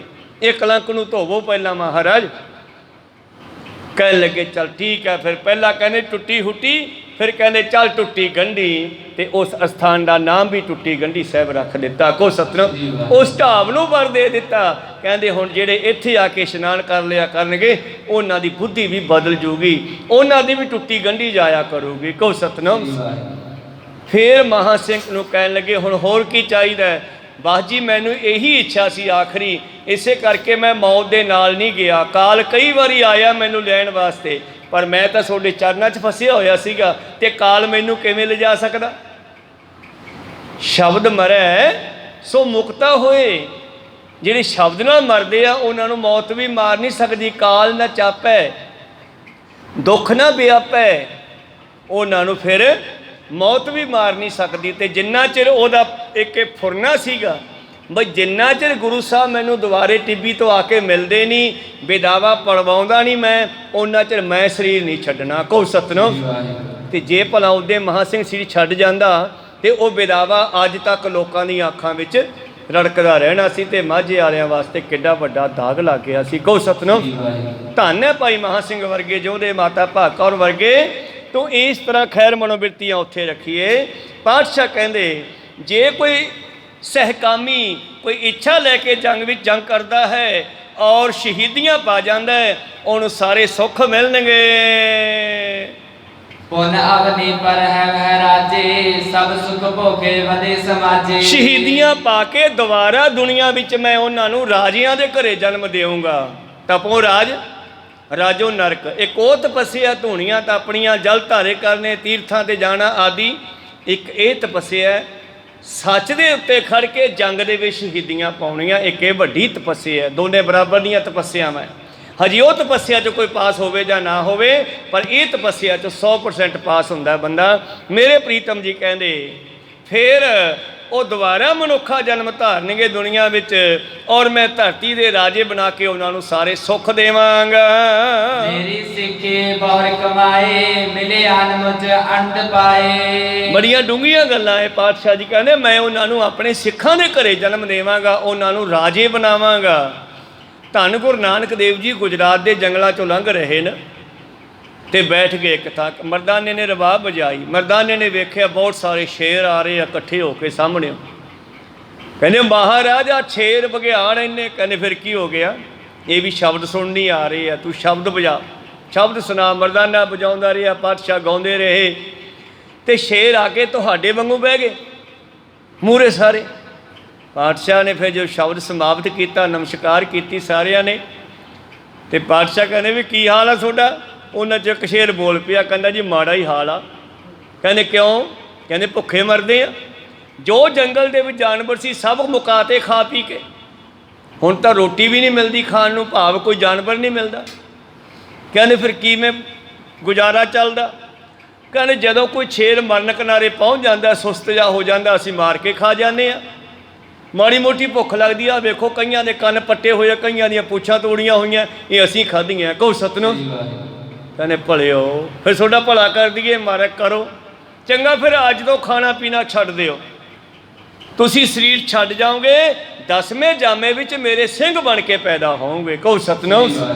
ਇਹ ਗੱਲ ਬਾਬੇ ਨਾਨਕ ਨੇ ਗੁਜਰਾਤ ਵਿੱਚ ਸਿੰਘਾਂ ਦੇ ਇਕੱਠ ਨੂੰ ਕਹੀ ਸੀਗੀ, ਸ਼ੇਰਾਂ ਦੇ ਇਕੱਠ ਨੂੰ। ਇਹ ਸਿੰਘ ਸ਼ਬਦ ਗੁਰੂ ਸਾਹਿਬ ਨੇ 10ਵੇਂ ਜਾਮੇ ਸਾਨੂੰ ਦਿੱਤਾ, ਤਾਂ ਉਹਨਾਂ ਸ਼ੇਰਾਂ ਨੇ ਫਿਰ ਸਰੀਰ ਤਿਆਗ ਦਿੱਤੇ। ਗੁਰੂ ਸਾਹਿਬ ਨੇ ਕਿਰਪਾ ਕੀਤੀ ਔਰ ਉਹ ਰੂਹਾਂ ਫਿਰ ਅੱਗੇ ਚੱਲ ਕੇ ਸਾਡੇ ਸਿੱਖਾਂ ਦੇ ਘਰੇ ਜਨਮ ਲੈਂਦੀਆਂ 10ਵੇਂ ਪਾਤਸ਼ਾਹ ਦੇ ਸਮੇਂ ਸਿੰਘਾਂ ਦੇ ਰੂਪ ਦੇ ਵਿੱਚ ਪ੍ਰਗਟ ਹੋ ਗਏ। ਕਹੋ ਸਤਿਨਾਮ। ਤੇ ਫਿਰ ਜਦੋਂ ਗੁਜਰਾਤ ਦੇ ਉਹ ਜੰਗਲ ਚੋਂ ਵਾਪਸ ਬਾਹਰ ਨਿਕਲੇ ਨਾ ਪਾਤਸ਼ਾਹ, ਤੇ ਗਾਂ ਪਿੰਡ ਵਾਲੇ ਕੋਠੇ ਤੇ ਬੰਦੂਕਾਂ ਧਰੀ ਬੈਠੇ ਨੇ। ਪਾਤਸ਼ਾਹ ਕਹਿੰਦੇ ਵੀ ਤੁਸੀਂ ਕਿਵੇਂ? ਕਹਿੰਦੇ ਜੀ ਤੁਸੀਂ ਇੱਧਰ ਦੀ ਆਏ ਹੋ ਜੰਗਲ ਵਿੱਚ ਦੀ? ਕਹਿੰਦੇ ਹਾਂ। ਕਹਿੰਦੇ ਇੱਧਰ ਤਾਂ ਸ਼ੇਰ ਬਹੁਤ ਹੈ, ਸੁਣ ਟੱਕਰੇ ਨਹੀਂ? ਕਹਿੰਦੇ ਟੱਕਰੇ ਸੀਗੇ। ਤੇ ਤੁਸੀਂ ਕਿਵੇਂ? ਕਹਿੰਦੇ ਜੀ ਜਦੋਂ ਸ਼ੇਰ ਹਮਲੇ ਕਰਦੇ ਆ ਪਿੰਡ 'ਚ ਆ ਕੇ ਅਸੀਂ ਬੰਦੂਕਾਂ ਚਲਾ ਕੇ ਭਜਾਉਣੇ ਆ। ਕਹਿੰਦੇ ਫਿਰ ਹੁਣ ਨਹੀਂ ਆਉਂਦੇ, ਉਹ ਤੋਰ ਤੇ ਅਸੀਂ। ਕਹੋ ਸਤਿਨਾਮ। ਤੁਹਾਡਾ ਵੀ ਦੁੱਖ ਦੂਰ ਹੋ ਗਿਆ, ਉਹਨਾਂ ਦਾ ਵੀ ਦੁੱਖ ਦੂਰ ਹੋ ਗਿਆ। ਉਹ ਸਰੀਰ ਤਿਆਗ ਗਏ, ਉਹ ਹੁਣ ਅੱਗੇ ਜਾ ਕੇ ਸਾਡੇ ਸਿੰਘ ਬਣ ਕੇ ਆਉਣਗੇ।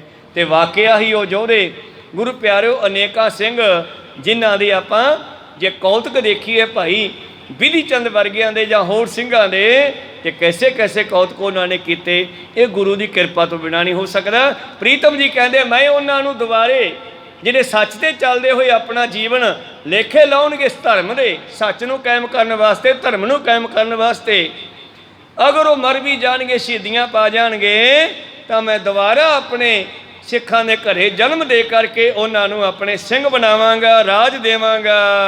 ਜੋ ਨਿਸ਼ਕਾਮੀ ਜੰਗ ਮਜਾਰਾ, ਮਾਰੇ ਮਰੇ ਗਏ ਹਥਿਆਰਾ। ਜਿਹੜੀ ਨਿਸ਼ਕਾਮ ਭਾਵਨਾ ਨਾਲ ਜੰਗ ਦੇ ਮੈਦਾਨ ਵਿੱਚ ਲੜਨਗੇ, ਮਰਨਗੇ, ਮਾਰਨਗੇ ਹਥਿਆਰ ਲੈ ਕੇ। ਸੋ ਸਮ ਸੰਗ ਸਦਾ ਹੀ ਰਹੈ, ਪਦ ਜੋਗਨ ਜੋ ਦੁਰਲਭ ਹੈ। ਉਹ ਹਮੇਸ਼ਾ ਮੇਰੇ ਨਾਲ ਰਹਿਣਗੇ। ਉਹ ਸ਼ਹੀਦੀ ਫੌਜਾਂ ਬਣ ਗਈਆਂ ਸਤਿਗੁਰ ਦੀਆਂ ਕਈ ਸਮੇਂ ਤੇ। ਮੈਂ ਸਮਾਪਤੀ ਦੀ ਇਹ ਗੱਲ ਤਾਂ ਪਾਤਸ਼ਾਹ ਜੀ ਕਹਿੰਦੇ ਉਹ ਸ਼ਹੀਦੀ ਫੌਜਾਂ ਬਣ ਕੇ ਹਮੇਸ਼ਾ ਮੇਰੇ ਨਾਲ ਰਹਿਣਗੀਆਂ, ਉਹ ਮੇਰੇ ਚਰਨਾਂ ਵਿੱਚ ਰਹਿਣਗੇ, ਮੈਂ ਉਹਨਾਂ ਨੂੰ ਨਾਲ ਰੱਖਾਂਗਾ। ਆਗੇ ਲਾਖੋ ਛਤਰੀ ਬਹੇ, ਰਨ ਮੈਂ ਮਰੇ ਸੁਰਗ ਸਭ ਗਏ। ਪਹਿਲਾਂ ਵੀ ਲੱਖਾਂ ਛਤਰੀ ਹੋ ਕੇ ਮਰੇ, ਜਿਨ੍ਹਾਂ ਨੇ ਸੱਚ ਦੇ ਪਹਿਰਾ ਦੇ ਕੇ ਜੀਵਨ ਲਾਇਆ, ਉਹ ਸਵਰਗਾਂ ਨੂੰ ਗਏ। ਸਭੀ ਨਹੀਂ ਜਗ ਮੇਂ ਕਥਾ, ਜੋ ਦੇ ਕੋ ਸੁਖ ਪ੍ਰਾਪਤ ਜਥਾ। ਔਰ ਇਹ ਗੱਲ ਕਿਸੇ ਤੋਂ ਲੁਕੀ ਛਪੀ ਨਹੀਂ ਹੈ ਕਿ ਜੋਧਿਆਂ ਨੂੰ ਜਿਹੜੇ ਸੁੱਖ ਮਿਲਦੇ ਹਨ। ਮਨ ਮੈਂ ਤੁਮਰੇ ਸੰਗ ਸਹਾਏ, ਲੋਕ ਪਰ ਲੋਕ ਵਿਖੇ ਜਹ ਜਾਏ। ਬਸ ਸਿੰਘੋ ਫਿਕਰ ਨਾ ਕਰਿਓ, ਮੈਂ ਤੁਹਾਡੇ ਨਾਲ ਆ, ਤੁਹਾਨੂੰ ਹਾਰਨ ਨਹੀਂ ਦੇਵਾਂਗਾ। ਐਸੀ ਕੋਈ ਨੌਬਤ ਆਵੇਗੀ ਫਿਰ ਮੈਂ ਵੀ ਤੀਰ ਛੱਡੂੰਗਾ, ਮੈਂ ਵੀ ਸ਼ਸਤਰ ਚਲਾਉਂਗਾ। ਉਪਦੇਸ਼ਿਤ ਸੁਆਮੀ ਭਇਓ ਖਾਲਸਾ ਸੰਗਰ ਕਾਮੀ। ਇਹੋ ਸਤਿਗੁਰਾਂ ਨੇ ਉਪਦੇਸ਼ ਦੇ ਕੇ ਖਾਲਸੇ ਨੂੰ ਆਉਣ ਵਾਲੇ ਜੰਗ ਦੇ ਵਾਸਤੇ ਤਿਆਰ ਕੀਤਾ ਹੈ। ਦੀਪ ਮਾਲ ਕੋ ਆਇਓ ਮੇਲਾ, ਸੰਗਤ ਜਿਤ ਕਤ ਭਈ ਸਕੇਲਾ। ਹਜੇ ਉਹਨਾਂ ਨੇ ਆਉਣਾ, ਤਿਆਰੀਆਂ ਉਹ ਵੀ ਕਰ ਰਹੇ ਆਉਣ ਦੀਆਂ, ਤੇ ਇਧਰ ਪ੍ਰੀਤਮ ਨੇ ਵੀ ਤਿਆਰੀਆਂ ਸ਼ੁਰੂ ਕਰਤੀਆਂ। ਇਤਨੇ ਇਹਨਾਂ ਦਿਨਾਂ ਵਿੱਚ ਦੀਵਾਲੀ ਦਾ ਮੇਲਾ ਆ ਗਿਆ, ਤੇ ਦੀਵਾਲੀ ਤੇ ਵਿਸਾਖੀ ਤੇ ਸੰਗਤ ਉੱਥੇ ਜ਼ਰੂਰ ਪਹੁੰਚਦੀ ਹੈ ਜਿੱਥੇ ਗੁਰੂ ਹੁੰਦਾ ਸੀਗਾ। ਅੰਮ੍ਰਿਤਸਰ ਪਹੁੰਚਦੇ ਰਹੇ, ਹੁਣ ਗੁਰੂ ਸਾਹਿਬ ਅਨੰਦਪੁਰ ਸਾਹਿਬ ਹੈ, ਤੇ ਹੁਣ ਸਾਰੀਆਂ ਸੰਗਤਾਂ ਧਾਈ ਕਰਕੇ ਅਨੰਦਪੁਰ ਸਾਹਿਬ ਵੱਲ ਆਉਣਗੀਆਂ। ਚੌਦਸ ਤੇ ਦਰਸ਼ਨ ਧਾਏ, ਵਸਤ ਅਕੋਰ ਦਰਬ ਗਨ ਲਿਆਏ। ਜੰਗ ਤੋਂ ਪਹਿਲਾਂ ਇਹ ਸੰਗਤਾਂ ਆ ਗਈਆਂ ਦੀਵਾਲੀ ਦੇ ਸਮੇਂ ਤੇ ਗੁਰੂ ਸਾਹਿਬ ਨੇ ਫਿਰ ਇਹਨਾਂ ਨੂੰ ਵੀ ਸਾਰੀਆਂ ਗੱਲਾਂ ਦੱਸੀਆਂ, ਇਹਨਾਂ ਨੂੰ ਵੀ ਨਾਲ ਗਾਈਡ ਕੀਤਾ। ਇਹਨਾਂ ਸੰਗਤਾਂ ਵਿੱਚੋਂ ਵੀ ਬਹੁਤ ਸਾਰੇ ਨੌਜਵਾਨ ਨਿਕਲੇ, ਫੌਜ ਵਿੱਚ ਭਰਤੀ ਹੋ ਗਏ। ਫੇਰ ਕੀ ਹੋਇਆ ਇਹ ਆਪਾਂ ਕੱਲ੍ਹ ਨੂੰ ਸਰਵਣ ਕਰਾਂਗੇ। ਹੁਣ ਵਿਚਾਰਾਂ ਇੱਥੇ ਰੁਕਦੇ ਹਾਂ, ਬੋਲਦਿਆਂ ਅਨੇਕਾਂ ਅੱਖਰ ਬਾਅਦ ਘੱਟ ਹੋ ਜਾਂਦੇ। ਸਿੱਖ ਸੰਗਤਾਂ ਦੇ ਸਤਿਗੁਰੂ ਬਖਸ਼ਣ ਜੋਗ ਹੈ, ਬਖਸ਼ ਲੈਣਾ ਜੀ। ਸਮਾਪਤੀ ਕਰੀਏ। हे अच्युत हे पार ब्रह्म अविनाशी अगनाश, हे पूरन हे सर्व मैं गुणतास, हे संगी हे निरंकार हे निर्गुण सब टेक, हे गोविंद हे गुण निदान, जाके सदा विवेक, हे अपरंपर हर हरे हो बनहार, हे संत कै सदा संग आधार, हे ठाकुर हूँ दासरो निर्गुण गुण नहीं कोय, नानक दीजै नाम दान, आए प्रभ शरणागति, एक अखर हर मन बसत, एक ओंकार सतगुरु प्रसाद सच होए। वाहिगुरु जी की फतेह है, विनाशन सोए। वाहिगुरु जी की फतेह है, विनाशन सोए। वाहिगुरु जी का खालसा, वाहिगुरु जी की ਫਤਿਹ। ਬਹੁਤ